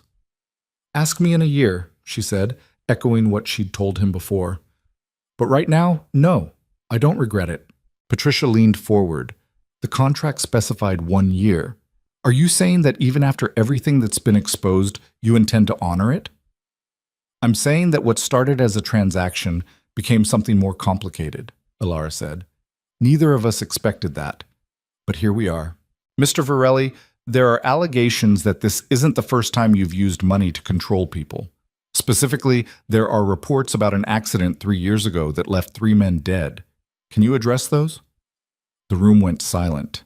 Adrian's hands tightened on the armrests of his wheelchair. Yes. 3 years ago, I went to a construction site while intoxicated. Against safety protocols, I accessed unsecured scaffolding. It collapsed. 3 workers, James Morrison, David Chen, and Robert Garza, were killed. I survived, but lost the use of my legs. Patricia's expression didn't change. Were you held accountable? Not in the way I should have been. I paid the families, generously, but I also made sure the investigation concluded quickly. I protected myself at the same time I was trying to help them, and I've lived with that guilt every day since. Is that an admission of criminal negligence? It's an admission of responsibility, of culpability. Call it what you want. 3 men are dead because of my choices. The confession hung in the air, raw and damning. Patricia turned to Ilara. Were you aware of this when you married him? No, I found out yesterday. And yet you're still here. Yes. Why? Ilara took a breath. Because people are complicated. Adrian made terrible mistakes. He's done things I don't agree with, things that horrify me, but he's also trying to be better. And I believe in giving people a chance to be better. Even when they've killed people? Even then, because what's the alternative? We write people off forever for their worst moments? We never allow for growth or change? Ilara's voice strengthened. I'm not saying what Adrian did was okay. It wasn't. But I'm saying I believe in accountability and I believe in redemption. And I think he deserves a chance at both. Patricia studied her. That's very forgiving. It's very human. The interview continued. Question after brutal question. Patricia asked about the Rebecca Thorne lawsuit, about Marcus Kane and the ruined merger, about every dark corner of Adrian's past. And Adrian answered, honestly, without excuses. When it was over, they sat in the green room watching the aftermath on the monitors. Social media exploded. Think pieces appeared in real time. The public was divided, some calling for Adrian's arrest, others praising his honesty. Well, Adrian said quietly, we did it. Yeah. Ilara felt numb. We did. His phone buzzed. He glanced at it and his face went pale. What? Ilara asked. He turned the screen toward her. Another message from Marcus. Brave. Stupid, but brave. Unfortunately, honesty doesn't erase crimes. The DA's office just received an anonymous tip about the accident. Complete with evidence your investigation was compromised. Expect criminal charges by end of day. Congratulations, you've confessed your way into prison. Ilara's heart stopped. He can't. He can. And he did. Adrian set the phone down with shaking hands. I just gave them everything they need to prosecute me. On national television. The room spun. They'd bet everything on the truth, and they'd lost. Adrian's phone rang. His lawyer. He answered, listened, his face going grayer with each passing second. They're opening an investigation, he said when the call ended. Criminal negligence, obstruction of justice, bribery. I could be looking at 20 years. No. Ilara grabbed his hand. No, we'll fight this. There's nothing to fight. I did it, all of it, and I just confessed on camera. The weight of what they'd done crushed down on both of them. They'd tried to control the narrative. Instead, they'd handed Marcus exactly what he needed to destroy them both. And there was no way back. The lawyers arrived within the hour. 3 of them, sharp suits and sharper eyes, spreading documents across Adrian's office like battle plans. Ilara sat in the corner, watching them dissect the confession, calculate probabilities, discuss strategies in language that felt like knives slicing through what was left of their hope. The confession complicates things, the lead attorney, a woman named Sandra Reeves, said without preamble. You admitted culpability on national television. That's prosecutorial gold. Adrian's face was stone. Can we walk it back? No, it's out there. Recorded. Time-stamped. Sandra tapped her pen against the table. What we can do is mitigate. Argue that you were under duress, that the blackmail forced your hand. But that requires proving Marcus Kane orchestrated this whole thing. He did orchestrate it, Alar said. We have the texts. The threats. Text from an unknown number. No proof it was actually him. Sandra's expression was grim. And even if we could prove it, it doesn't erase what Adrian did. The negligence, the cover-up. A jury won't care that he was being blackmailed if they believe he deserved to be exposed. Adrian's jaw clenched. So what are you saying? I'm saying we need leverage. Something that makes the DA hesitate before moving forward. Something that shifts the narrative from billionaire covers up deaths to something more complicated. Like what? Sandra exchanged glances with her colleagues. We need dirt on Marcus. Real dirt. Enough that if he pushes this, we can push back harder. He's already ruined, Adrian said flatly. I made sure of that. Then we dig deeper. Everyone has secrets. We find his. The meeting lasted another hour. When the lawyers finally left, promising to return with options by morning, Alar and Adrian sat in silence. The office felt like a tomb. I'm sorry, Adrian said finally. Alara looked at him. For what? For dragging you into this. For every decision that led us here. I walked in with my eyes open. Did you? Because I don't think either of us saw this coming. She couldn't argue with that. A week ago, her biggest problem was making rent. Now she was married to a man who might go to prison, implicated in a scandal that would follow her for the rest of her life. We need to find something on Marcus, she said. Something he doesn't want exposed. I've tried, for years. He's careful. Everyone makes mistakes, even careful people. Alara stood, pacing. What about Victoria? She's helping him. Why? What's he giving her? Adrian frowned. I don't know. Money, probably. Revenge. Or leverage. What if he has something on her, too? The thought hung between them, dangerous and promising. She wouldn't talk to us, Adrian said. Not after everything. Maybe she would if we offered her a way out. Alara turned to face him. You said you paid her to leave. What if Marcus is forcing her to betray that agreement? What if she's as trapped as we are? Adrian's eyes narrowed. It's possible. Then we find her. Tonight. Before the DA files charges. That's insane. We don't even know where she is. So we find out. Alara grabbed her phone, started searching. Victoria Marsh, no, Victoria Chen, now. She'd remarried. Social media accounts, public records, breadcrumbs scattered across the internet. It took 20 minutes, but she found an address. An apartment downtown, expensive but not ostentatious. Adrian watched her work, something like admiration in his expression. You're serious about this. You're going to prison unless we do something. I'd say that qualifies as serious. She grabbed her jacket. Are you coming or not? He studied her for a long moment. Then he moved toward the door. Let's go. They took the unmarked car again. No driver this time. Just the two of them, racing against a clock that was already counting down. The city at night was all neon and shadows. People living lives that didn't include criminal investigations or blackmail or marriages built on desperation. Alara envied them. Victoria's building was high-rise, security at the entrance. Adrian's name got them through. Fame had its uses. The elevator ride to the 23rd floor was silent, tension crackling between them like static electricity. Alara knocked on the door to apartment 2304. No answer. She knocked again, harder. Victoria, we know you're in there. We just want to talk. Still nothing. Adrian leaned forward. Victoria, it's Adrian. I'm not here to threaten you. I just need 5 minutes. The lock clicked. The door opened a crack, chain still engaged. Victoria's face appeared in the gap, makeup free, eyes red and swollen. Go away, she said, her voice hoarse. Please, Alara said. Just 5 minutes, then we'll leave. Victoria stared at her. You're the new wife. The contract bride. I'm Alara, and yes. You should run while you still can. Probably, but I'm not going to. Alara met her eyes. Marcus is using you, just like he's using us. We can help each other. I doubt that. He has something on you, Adrian said quietly. Doesn't he? That's why you're helping him. Not because you want to, but because he's forcing you. Victoria's face crumpled. For a moment, Alara thought she'd slam the door.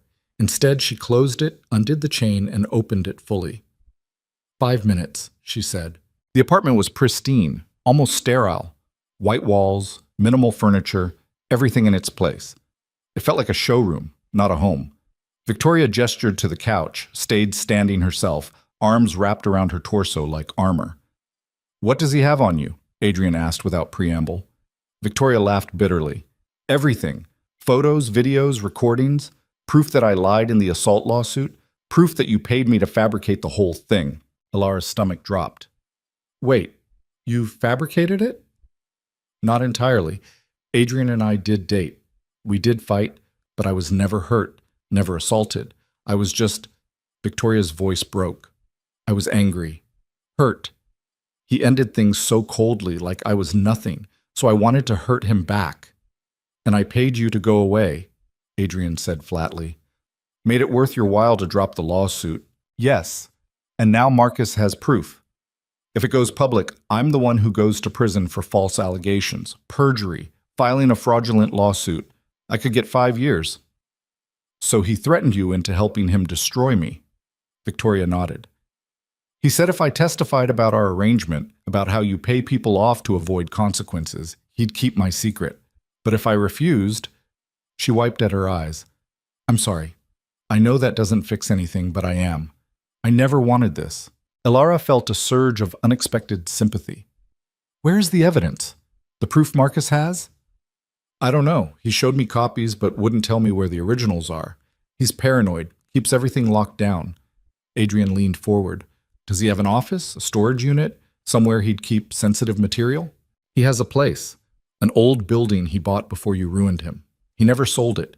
Uses it as a personal workspace, I think, but it's locked up tight. Security cameras, alarms, the whole thing. Where? Victoria hesitated. Victoria, Alara said gently. He's going to burn you too. You know that, right? Once he's done with Adrian, he won't need you anymore. And that evidence? It'll go public anyway because that's who Marcus is. He destroys people. The words hit their mark. Victoria's shoulders sagged. Industrial District, Warehouse Row, Building 47. But you can't just walk in. He'll know. Let us worry about that. Adrian's voice was cold, focused. The strategist coming back online. What's the security setup? I don't know exactly, but he mentioned motion sensors. And he has someone watching the feeds remotely. Of course he does. Adrian pulled out his phone, started typing. I know people who can handle that. Alara grabbed his wrist. What are you planning? Breaking in? Finding the evidence? Destroying it before Marcus can use it? His eyes met hers. It's illegal. If we're caught, it makes everything worse. But if we don't try, we lose anyway. Every rational thought in Alara's head screamed this was insane, but rational had stopped mattering somewhere around the moment she'd said yes in a cathedral. When? She asked. Tonight. Before the DA files charges. Before Marcus realizes we're onto him. Victoria's eyes widened. You're serious? Dead serious. Adrian looked at her. Will you help us? Tell us everything you know about the layout, the security. If I do this, I'm complicit. You're already complicit. The question is whether you want to stay trapped or take a chance at getting free. Victoria was quiet for a long moment. Then she nodded.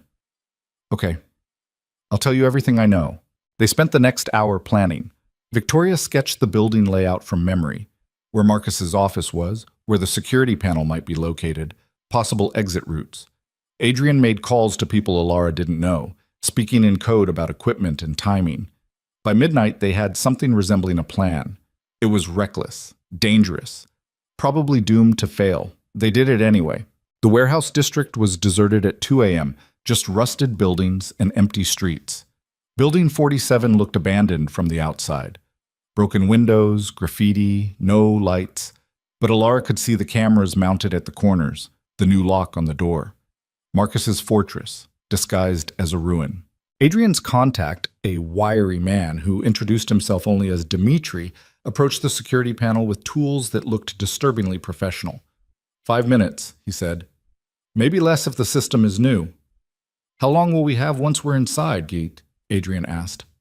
15, 20 minutes before remote monitoring catches the loop. After that, all bets are off.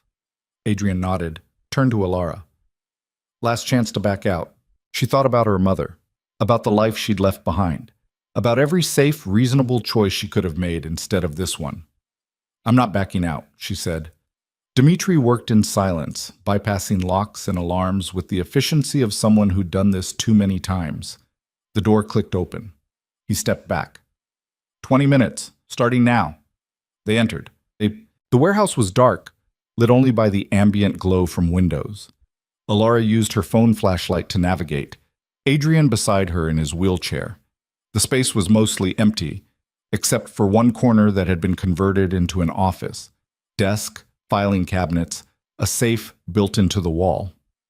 There, Adrian said, pointing. They approached. The desk was clean, organized, too organized. Like Marcus had been expecting company. Alara's skin prickled. This feels wrong. Everything about this feels wrong. Search the desk. I'll handle the filing cabinets. She opened drawers, rifling through papers. Invoices, business correspondence, nothing useful. The filing cabinets yielded more of the same, years of documents, all meticulously organized, none of it the smoking gun they needed. The safe, Adrian said. It has to be in the safe. The safe was old school, combination lock. Alara stared at it. Can you crack it? Not in 15 minutes. Then we need the combination. Adrian pulled out his phone, started searching. Marcus is methodical. He'd use something meaningful. Birthday, maybe, or... He stopped. The date of the merger, the one that failed. He blamed me for ruining his life. He'd remember that date.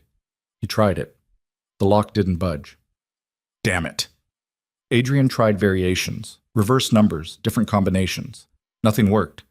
Alara's phone buzzed. A text from Dimitri. 12 minutes. We're running out of time, she said. Adrian's jaw clenched. Think. What would Marcus use? What's important to him? Alara closed her eyes, thinking back to the warehouse confrontation. Marcus's voice. His words. I want you to know what it feels like to lose everything. The date you destroyed him, she said. When did you force him out of the company? Adrian's eyes widened.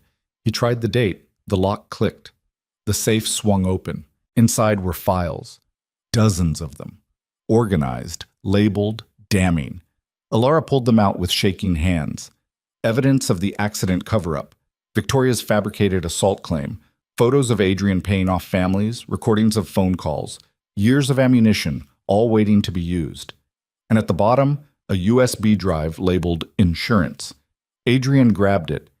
We need to see what's on this. Not here, we take it and go. They gathered everything, stuffing files into a bag Alara had brought. Her heart was pounding so hard she thought it might explode. They were almost out, almost free. Lights flooded the warehouse. Alara froze. Marcus's voice echoed from speakers mounted in the ceiling. Did you really think I wouldn't know? That I wouldn't be watching? Adrian's face went pale. It's a trap. Of course it's a trap. Marcus stepped out from behind a stack of crates, phone in hand. He wasn't alone. 2 men flanked him, both large, both armed. You've always been predictable, Adrian. I knew you'd come for the evidence. I just had to wait. Alara's legs felt like water. Marcus, You can what? Negotiate? Beg? Marcus laughed. You burned that bridge when you went on television and confessed. All you did was make my job easier. Adrian's hands tightened on his wheelchair. What do you want? I already told you. 50 million and a signed confession about what you did to my career. But now I think I'll add something to the price. Marcus looked at Alara. Her. I want her to publicly denounce you. Tell the world you manipulated her, threatened her, forced her into this arrangement. No, Adrian said immediately. Then I call the police right now. Breaking and entering, theft. I've got you on camera. I've got witnesses. You go to prison tonight. Alara's mind raced. They were cornered. No way out unless... I'll do it. she heard herself say. Adrian's head snapped toward her. What? I'll denounce him. Say whatever you want. She looked at Marcus. But you let him go. You drop the investigation. You destroy the evidence. You walk away. Marcus smiled. Now we're getting somewhere. No. Adrian grabbed her arm. Alara, don't. She met his eyes, saw the fear there, the desperation. It's okay. It's not okay. You can't. I can, and I will. She turned back to Marcus. Do we have a deal? Marcus pretended to consider. I suppose that would work. The narrative is almost better. Poor innocent girl realizes her husband is a monster, escapes his clutches. Very sympathetic. Then we're done. Let us leave. Of course.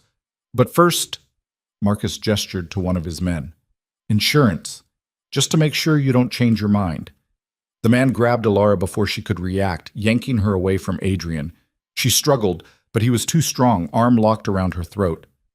Let her go. Adrian's voice was raw. Relax. She's collateral. Once you sign the confession and transfer the money, she walks free. Until then, she stays with me. Adrian's face went white with rage. If you hurt her, you'll what? You're in a wheelchair, Adrian. You're helpless. And that's the point. I want you to feel what I felt when you destroyed me. Powerless. Broken. Watching everything you care about slip away. The words hung in the air, vicious and true. Alara stopped struggling, met Adrian's eyes across the space between them. And in that moment, she understood something fundamental. This wasn't about the money. It wasn't about the evidence. It was about Marcus making Adrian suffer, which meant there was only one way to end this. Adrian, she said quietly, let me go. He stared at her, not understanding. The contract, the deal, all of it. Just let me go.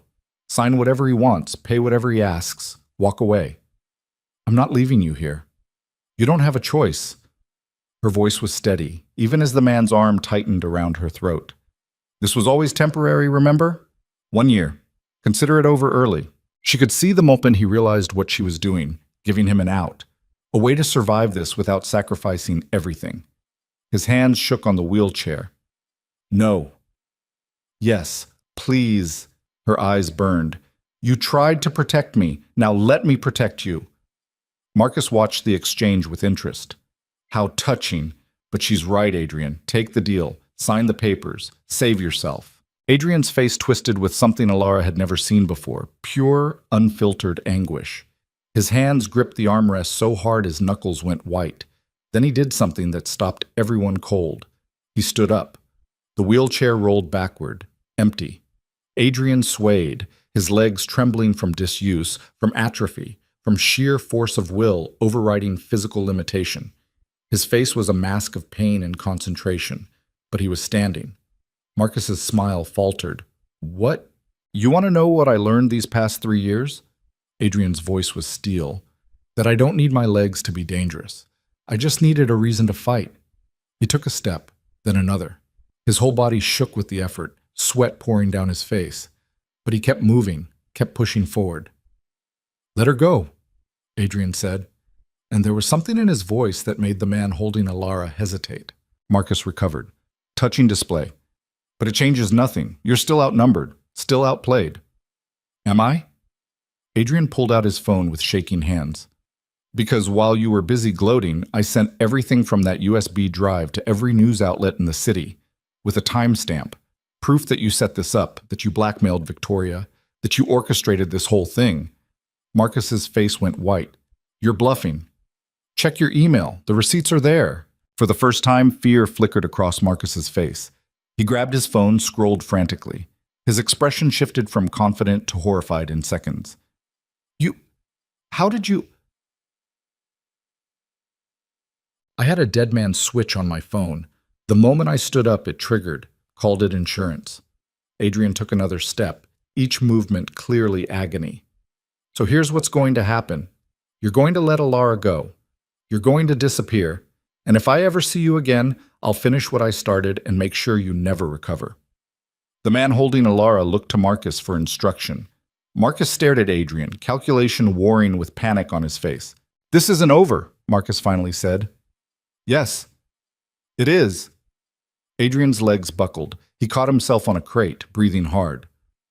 Now let her go before I change my mind about pressing charges for kidnapping. The man released Alara. She stumbled forward, straight to Adrian, catching him as his legs gave out completely. They collapsed together, Adrian gasping, his body trembling from the exertion. "You idiot," Alara whispered, tears streaming down her face. "You complete idiot." "Had to," he managed. "Couldn't let him, couldn't lose." Marcus and his men were already backing toward the exit. "This isn't over," Marcus repeated, but his voice lacked conviction. "Yes, it is," Adrian said again, "and you know it." They disappeared into the night. Alara held Adrian, feeling his heart hammering against her chest, his breath ragged and painful. Dmitri appeared from wherever he'd been hiding, helping them toward the door. "Can you walk?" Dmitri asked Adrian. "Did once. Don't think I can do it again." Adrian's laugh was broken. "Might have just blown out what was left of my spine for dramatic effect." "It was pretty dramatic," Alara said, half laughing, half crying. They made it to the car. Dmitri helped Adrian into the passenger seat while Alara collapsed in the back, the bag of evidence clutched to her chest. Her whole body was shaking, adrenaline crash hitting all at once. "Is it really over?" she asked. Adrian pulled out his phone with trembling hands, showed her the sent messages. Emails to journalists, to the DA's office, to his own lawyers, everything from the USB drive, Marcus's blackmail schemes, his communications with Victoria, his manipulation of evidence, all of it exposed. "It's over," Adrian confirmed. "Marcus is done. By morning, he'll be the one facing charges." The drive back to the estate passed in a haze. Alara kept waiting for her heart rate to return to normal, but it stayed elevated, racing, like her body hadn't gotten the message that they'd survived. Inside, Margaret was waiting, face pale with worry. She took one look at them, Adrian barely able to stay upright, Alara covered in dust and trembling, and called for medical staff. "I'm fine," Adrian insisted, even as a doctor examined his legs. "Just overdid it." "You stood," the doctor said, clearly shocked. "Your chart says—" "My chart is 3 years old. Things change." Adrian winced as the doctor probed his muscles. "How bad is it?" "You've likely torn some partially healed tissue, maybe strained ligaments. But the fact that you could stand at all—" The doctor shook his head. "You've been doing physical therapy?" "Every day for 6 months. In private." Alara stared at him. "You've been working on this? Learning to walk again?" "Trying to. Wasn't sure it would ever work. Tonight seemed like a good time to find out. You could have been paralyzed permanently." "I was already paralyzed. Figured the risk was worth it." The doctor finished his examination, prescribed rest and anti-inflammatories, and left with a promise to return in the morning for a full assessment. Margaret ushered Alara to her room, insisted she shower and change, brought her tea she didn't drink. By the time Alara made it back downstairs, it was nearly 5 a.m. The sun was starting to rise, painting the sky in shades of orange and pink that felt obscene after the night they'd had. She found Adrian in the library, sitting in his wheelchair again, staring out the window at the dawn. "Can't sleep either?" he asked without turning. "No." She sat in the chair across from him. They were silent for a long moment, just breathing, just existing in the aftermath. "Thank you," Adrian said finally, "for what you said in the warehouse, that you'd denounce me. I meant it. I know. That's what made it terrifying." He turned to face her. "You were willing to destroy your own reputation to save me. You stood up, literally stood up, for me. I've been working on it for months. Tonight just gave me a reason to try." Alara felt tears building again. "Why?" "Why what?" "Why work so hard to walk again? You've built an entire empire from a wheelchair. You don't need to walk to be powerful." Adrian was quiet for a long moment. When he spoke, his voice was barely above a whisper. "Because I wanted to be able to stand next to you. Not sit while you stood. Not be the broken thing you had to accommodate. I wanted to be—" He stopped, started again. "I wanted to be worthy of you." The confession shattered something inside her. All the walls she'd built, all the distance she'd tried to maintain, it crumbled. "You idiot," she said again, but there was no heat in it. Just exhaustion and relief and something that felt dangerously like love. "You were already worthy." Was I? Or were you just desperate enough to settle? Maybe at first, but now? She reached across the space between them, took his hand. Now I'm here because I want to be. His fingers tightened around hers. The contract. Forget the contract. Forget the money, the deal, all of it. I'm asking you, Adrian Varelli, the real you, not the empire or the reputation, do you want me to stay? He looked at her with eyes that had seen too much, done too much, survived too much. More than anything. Then I'm staying, not for a year, not for $5 million, just staying. The sun broke over the horizon fully, flooding the library with golden light. And in that light, Adrian smiled, really smiled, the kind of smile that reached his eyes and made him look younger, less burdened. Okay, he said simply. They sat together as the sun rose, hands clasped, the worst night of their lives giving way to something that felt almost like hope. Outside, the world was waking up. News would break about Marcus's arrest. Questions would be asked. The scandal would continue, probably for months.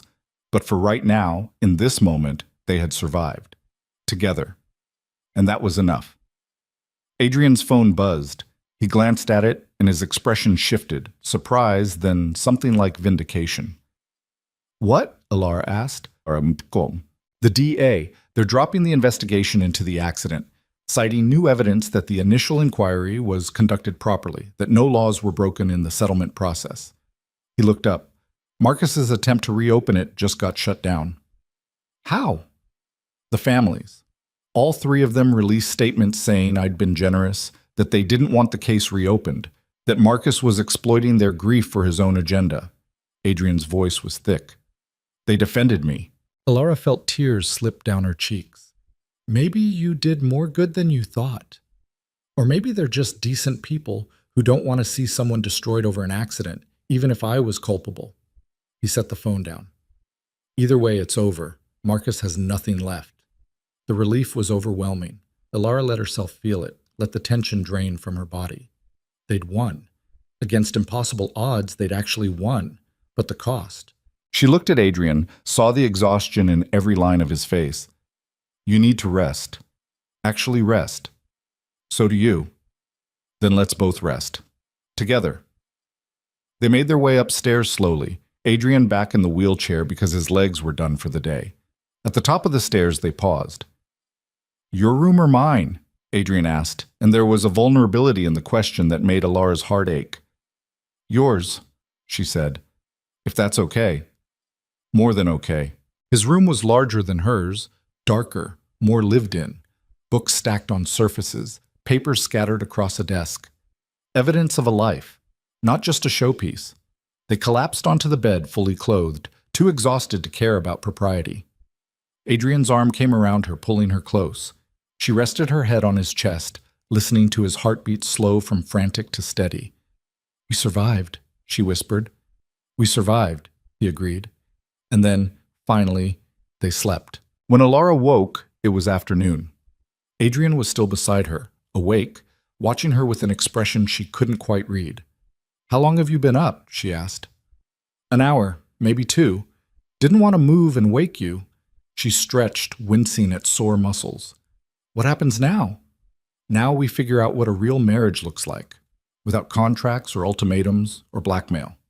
He brushed hair from her face, the gesture tender. If you still want that. I want that. Even knowing everything you know about me? Especially knowing everything. Alara propped herself up on one elbow. You're not a good man, Adrian, but you're trying to be better, and I think that counts for something. You're far more forgiving than I deserve. Probably, but I'm also stubborn, and I've decided you're worth the effort. He pulled her down into a kiss, slow, deep, real. When they broke apart, both were breathless. I love you, Adrian said, and the words sounded like a confession. I don't know when it happened. Maybe in the cathedral, maybe at dinner, maybe tonight when you were willing to sacrifice everything for me, but I do. I love you. Alara felt her chest tighten, emotions overwhelming her. I love you too, even though you're a complete disaster of a human being. Takes one to know one, she laughed. Actually laughed. After everything, somehow they could still laugh. Outside the window, the world continued. But in this room, in this moment, it was just them. Two people who'd found each other in the worst possible circumstances and somehow made it mean something real. The contract was void. The year was irrelevant. What they had now was a choice, and they were choosing each other every single day, starting now. The world didn't stop for their moment of peace. By evening, the news cycle had erupted. Marcus Kane arrested on multiple charges: blackmail, extortion, conspiracy, breaking and entering. The irony wasn't lost on anyone that he'd tried to frame Adrian for crimes while committing worse ones himself. Victoria had turned state's evidence, testifying in exchange for immunity. The whole empire of lies Marcus had built came crashing down in spectacular fashion. But the fallout touched everyone. Elara stood in front of the television, watching a legal analyst dissect the case. Her face appeared on screen, the contract bride who'd become something more. They showed clips from the interview, her voice steady as she defended Adrian.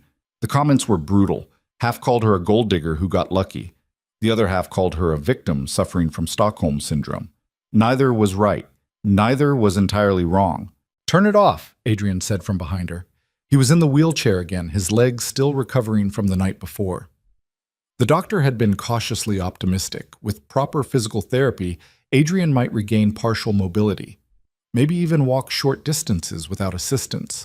But it would take months, maybe years. Elara muted the television but didn't turn it off. They're going to keep talking for weeks, months. Let them. Adrian rolled closer. What matters is what we know, what we choose to believe about ourselves. And what do we believe? He considered the question seriously. That we're both damaged, both made terrible choices, but we're trying to be better. That has to count for something. It did. But Elara couldn't shake the feeling that they were standing in the eye of a hurricane, and the worst was yet to come. The proof arrived 2 days later. A letter, hand-delivered by courier. No return address. Inside, a single sheet of paper with a message typed in neat, precise letters. You won the battle, but the war isn't over. I still have one card left to play. Check your mother's hospital. Elara's blood turned to ice. She was in the car within minutes, Adrian beside her, both of them racing toward the hospital where her mother had been receiving treatment. The drive took 30 minutes, but felt like hours. Elara's hands shook as she dialed her mother's number. No answer. She tried the nurse's station. They put her on hold. What could he do? She asked Adrian, voice breaking. He's in custody. He can't. He has people, loyalists who owe him favors. Adrian's face was grim. We need to get there. Now. The hospital was chaos when they arrived.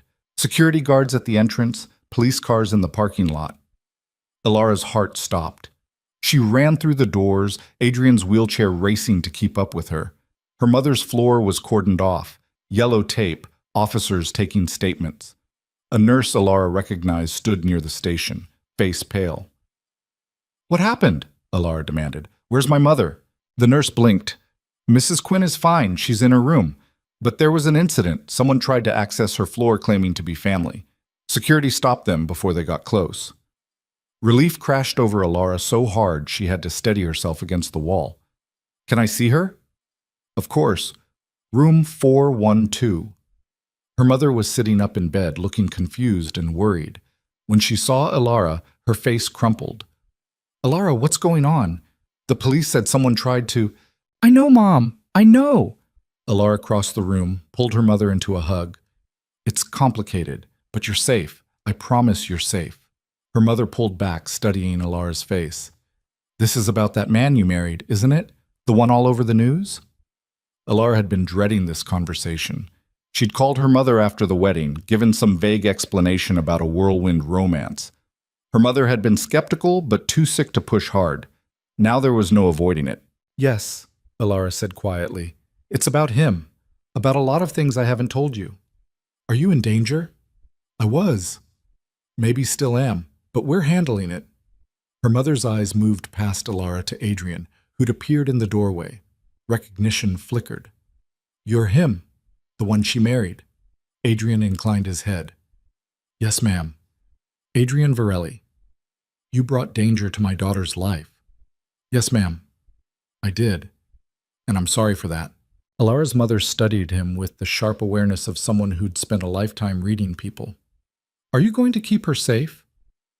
I'm going to try, with everything I have. That's not the same as a promise.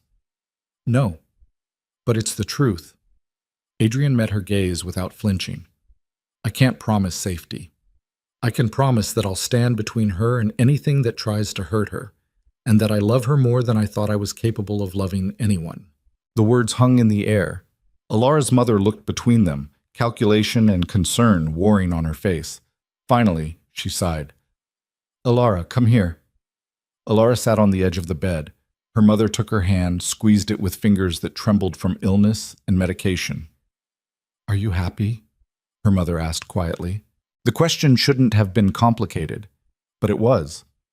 Happy felt too simple for what Alara felt. The fear and exhaustion and relief all tangled together. The love that had grown in the worst possible soil but bloomed anyway. I'm getting there, Alara said finally. It's messy and complicated and probably insane, but yes, I think I'm happy. Her mother nodded slowly. Then that's enough for me. But if he hurts you, she looked past Alara to Adrian. Wheelchair or not, I'll make you regret it. Adrian's mouth twitched into something almost like a smile. I believe you. They left an hour later after Alara had arranged for private security to watch her mother's floor. Marcus might be in custody, but he clearly still had reach. They couldn't take chances. Back at the estate, Alara felt the weight of everything pressing down on her. The danger wasn't over. Marcus was cornered, which made him more dangerous, and they'd exposed themselves completely. No more secrets, no more armor. Just two people standing in the wreckage of what they'd built, trying to figure out what came next. We need to end this, she said as they entered Adrian's office. Completely. No more threats hanging over us. I'm open to suggestions. Adrian poured himself a drink, offered her one. She took it.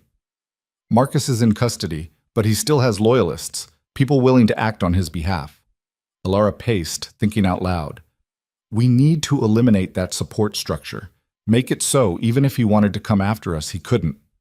That means going after his network, his finances, everyone who owes him loyalty. Can we do that? Adrian's smile was sharp. Oh yes. I've been playing this game a lot longer than Marcus has. I just need to stop being defensive and go on the offense. They spent the next week systematically dismantling Marcus's remaining influence. Adrian used every connection, every favor owed, every piece of leverage he'd accumulated over 20 years. Bank accounts were frozen.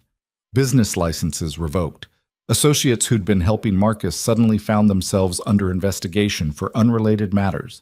It was ruthless, efficient, exactly the kind of thing that had made Adrian feared in the first place. Alara watched him work with mixed feelings. This was the man she'd married, cold, calculating, capable of destroying lives with a phone call. But now she understood the context. He wasn't doing it for power or ego. He was doing it to protect what mattered. He was doing it for her.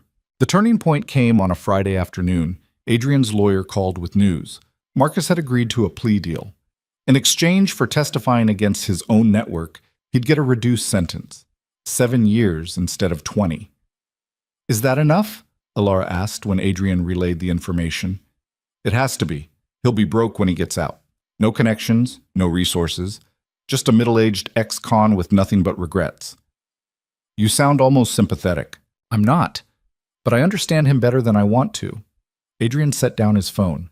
He lost everything because of his own choices and spent years blaming me instead of accepting responsibility.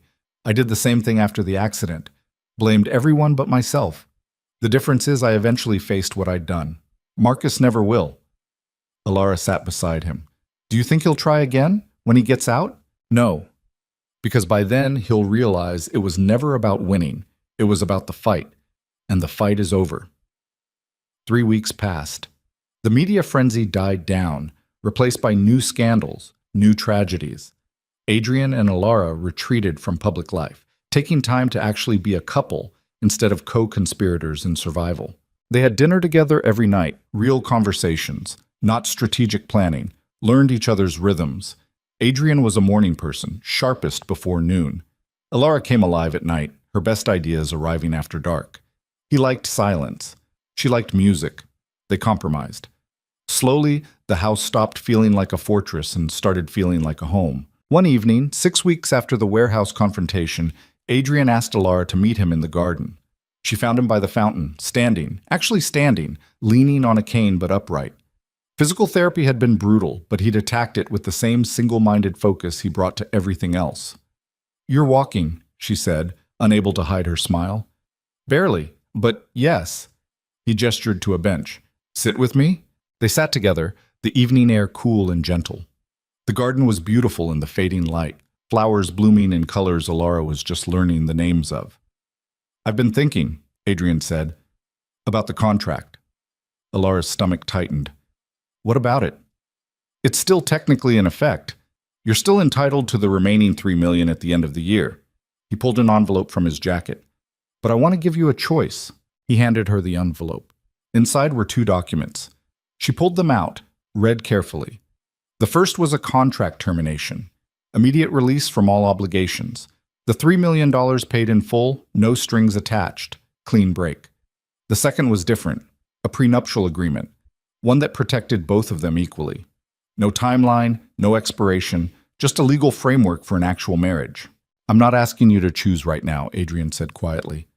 "Take your time. Think about what you really want. Not what you needed 6 weeks ago, but what you want now, today." Alara stared at the documents. A week ago, the choice would have been obvious. Take the money, start over, build a life that didn't include danger and scandal and constant vigilance. But now she thought about the way Adrian looked at her in the mornings, the way he'd stood up in that warehouse even though it might have destroyed him physically, the way he'd dismantled Marcus's network, not for revenge but to keep her safe, the way she'd stopped seeing his wheelchair and started seeing him. "Can I ask you something?" she said. "Anything. Why did you really ask me to marry you that day? The real reason, not the strategy." Adrian was quiet for a long moment. When he spoke, his voice was raw. "Because when Victoria left, I realized I'd been surrounded by people who wanted things from me. Money, power, connections. No one actually wanted me. And when I looked at you standing in that cathedral, terrified but brave enough to be there anyway, I saw someone who didn't know who I was. Didn't care about the empire or the reputation. You saw a man in a wheelchair making a desperate offer, and you had the courage to take it." He turned to face her. "I asked you because for the first time in my adult life, I wanted something real, even if it started as a lie." Alara felt tears building. "That's the most honest thing you've ever said to me. I'm trying to make honesty a habit." She looked down at the documents again. The termination would be easy, safe, smart, probably. The prenup was a risk, a commitment to something that had started in chaos and might end the same way. But when had she ever played it safe? "I need to tell you something," Alara said, "about why I really said yes. You needed the money. I know. That's true. But it's not the whole truth." She took a breath. "When you made the offer, I'd already decided I was done. With the job, with the city, with trying to keep my head above water while everything fell apart. I was planning to leave. Go somewhere far away, start over, maybe not even tell my mother where I went because I was so tired of being the one who had to fix everything." Adrian's expression shifted. "Alara, let me finish. You offered me an escape, not just from debt, but from the person I'd become. Someone small and scared and defeated. And I thought, if I'm going to burn my life down anyway, why not burn it down spectacularly?" She laughed, the sound bitter. "I said yes because I had nothing left to lose. And then somewhere along the way, I found something worth keeping." "What? You, this, us?" She looked at him. "I'm not staying because of money or obligation or Stockholm Syndrome like the internet thinks. I'm staying because I want to see who we become when we're not just surviving." Adrian's hand found hers. "That's terrifying." "Good. I'd be worried if it wasn't." They sat in silence, fingers interlaced, the garden darkening around them. Finally, Alara took both documents and stood up, walked to the fountain, held them over the water. Adrian watched, not interfering, barely breathing. She tore up the termination agreement, let the pieces fall into the fountain, scattering across the surface. Then she folded the prenup carefully and tucked it into her pocket. "I'll sign this," she said, But I want to add something. What? A clause that says if either of us wants out, we sit down and talk about it like adults. No lawyers, no fighting, just honesty. She turned to face him. Because I don't want to spend the rest of my life wondering if you're only staying out of obligation. And you shouldn't wonder that about me. Adrian stood, slowly, carefully. But he stood, crossed to her without the cane, each step deliberate. Deal, he said, and kissed her.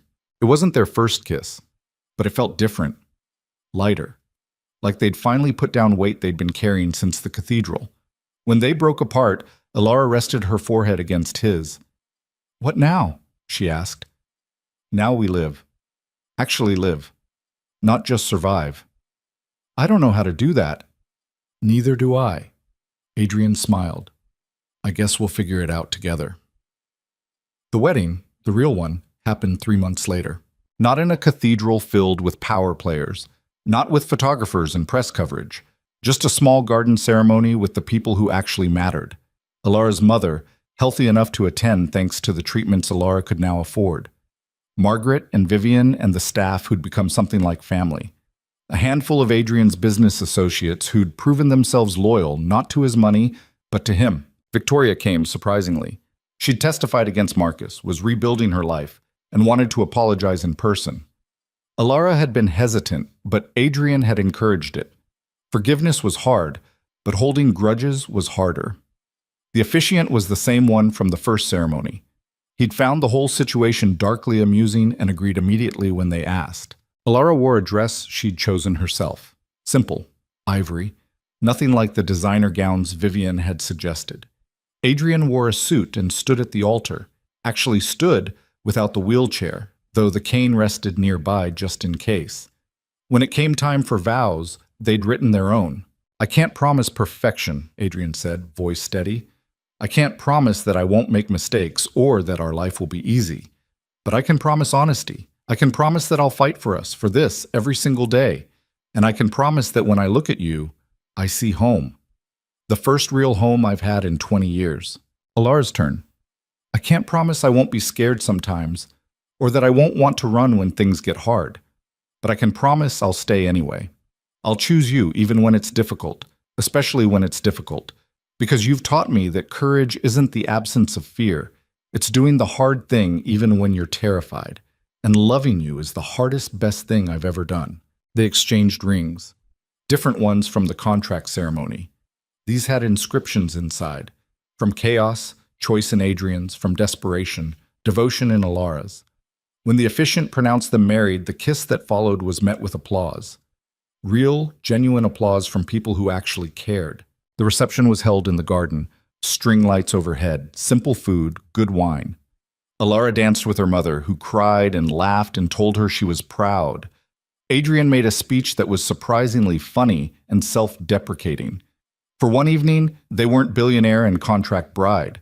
They were just two people celebrating the fact that they'd found each other, despite every reason they shouldn't have. Later, after the guests had left and the caterers were cleaning up, Alara and Adrian sat on the bench by the fountain, the same bench where she'd torn up the termination agreement. No regrets? Adrian asked. Alara considered. Thought about the cathedral, the contract, the warehouse, Marcus, the investigation, every terrifying moment that had led them here. No regrets, she confirmed. You? Just one? Her heart skipped. What? That I didn't ask you to dance at the first wedding. We should have had at least one dance before everything went insane. Alara laughed, relief flooding through her. We can fix that. She pulled out her phone, found a song, something slow and sweet, held out her hand. Adrian stood, took it. They moved together in the garden, barely swaying, more just holding each other than actually dancing. His legs would give out soon, Alara knew, but for now, he was standing. They were standing together. I love you, she said quietly. I love you too. Adrian's voice was rough. Thank you. For what? For saying yes, in the cathedral. For staying when you could have run. For believing I could be better than I was.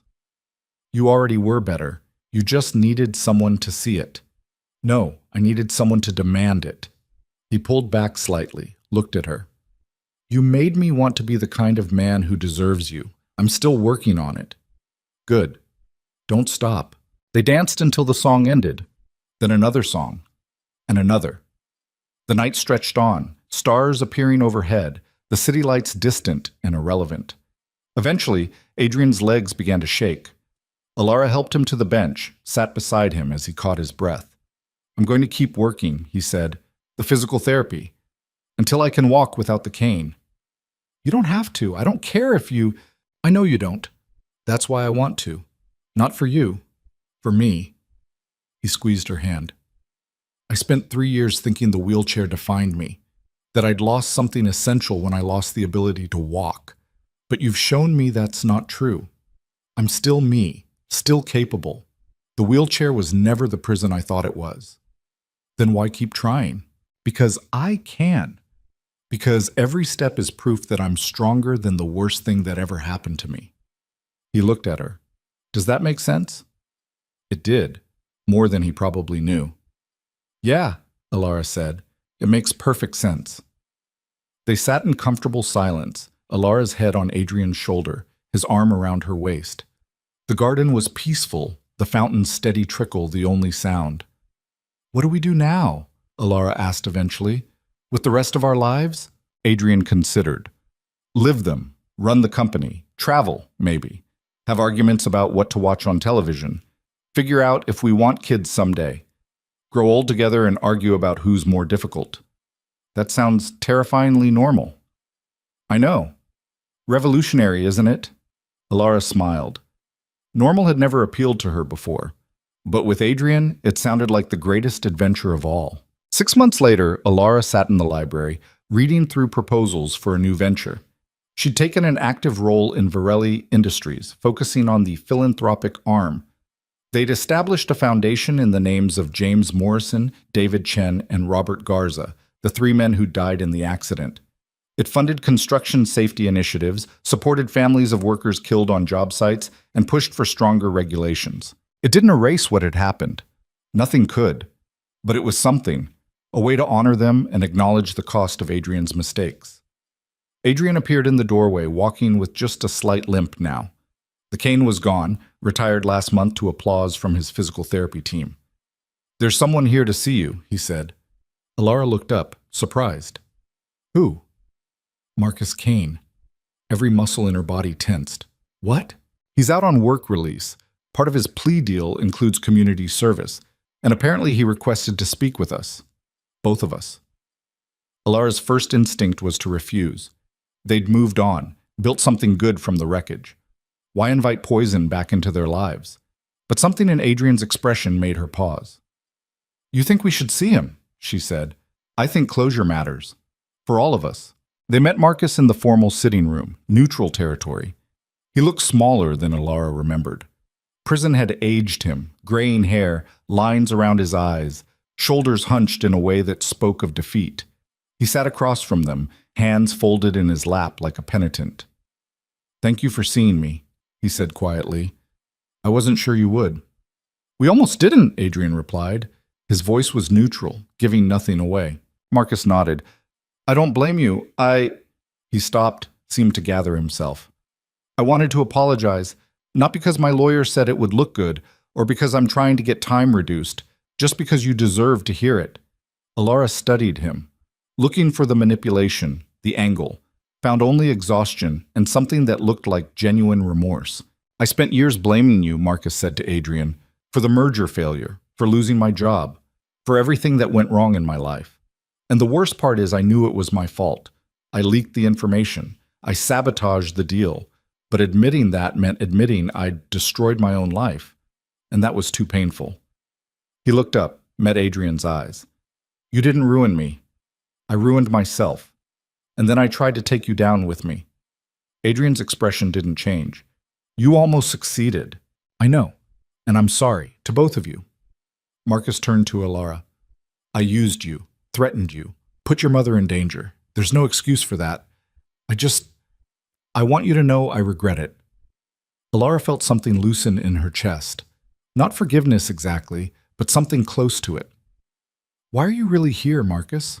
Because in prison, I had a lot of time to think about who I was, who I became, and I realized I'd turned into the exact thing I hated, someone who hurt innocent people to satisfy my own ego. He stood slowly. I'm not asking for forgiveness. I don't deserve it. I just wanted you to know that I see what I did, and I'm sorry. He left without waiting for a response. Adrian and Alara sat in silence after he was gone. Do you believe him? Alara asked finally. I think he believes he's sorry. Whether that translates to actual change, Adrian shrugged. Time will tell. Does it matter? Do we forgive him? Adrian considered. I don't know if I can forgive what he did, but I can let go of the anger. I spent too many years letting grudges poison me. I don't want to do that anymore. Alara reached for his hand. Then we let it go. Move forward. Together. Together. 1 year after the contract wedding, they threw a party. Not an anniversary celebration. They counted their real anniversary from the garden ceremony. But a memorial of sorts, of where they'd been and how far they'd come. The same cathedral where it had all started. But this time, they'd rented it for a charity gala benefiting the Construction Safety Foundation.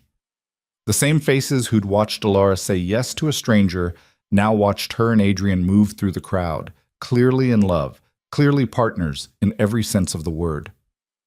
Catherine Marsh approached them, champagne in hand. Well, Adrian, I'll admit I didn't think this would last, but you've proven me wrong. That seems to be a theme, Adrian replied dryly. Catherine laughed. Indeed, and you, she turned to Alara, have done something I never thought possible. You've made him human. He already was human, Alara said.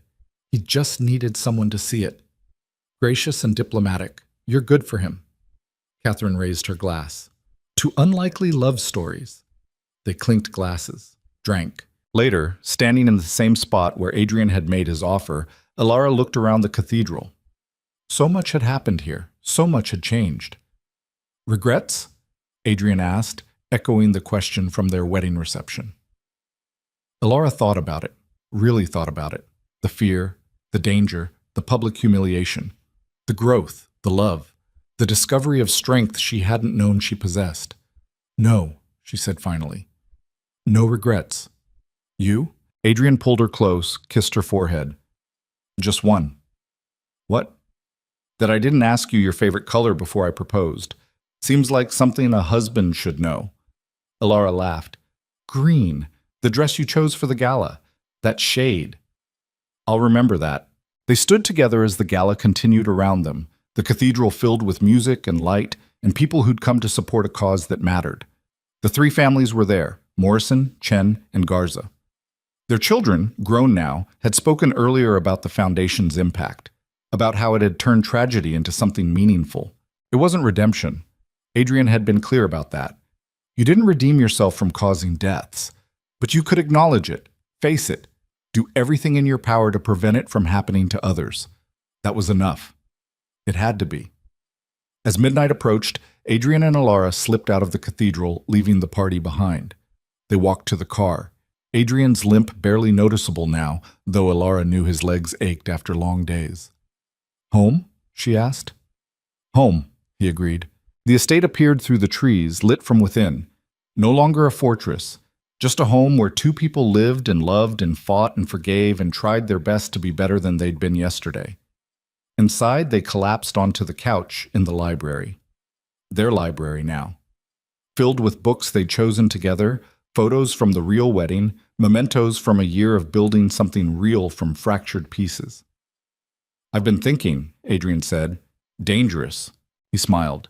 About the future. What we want it to look like. And I think, maybe, I'd like to step back from the company. Not completely, but enough to actually live. Travel with you. Spend time doing things that matter instead of just accumulating more money I don't need. Alara sat up, surprised. You do that? I've spent 20 years building an empire. I think I've earned the right to enjoy it instead of just defending it. He took her hand. What do you think? Want to see the world with me? Yes. The answer came immediately, instinctively. Yes, absolutely. Good. Because I already bought tickets to 6 countries and cleared our schedules for the next 3 months. Alara laughed, shoving him lightly. You're supposed to consult your wife before making decisions like that.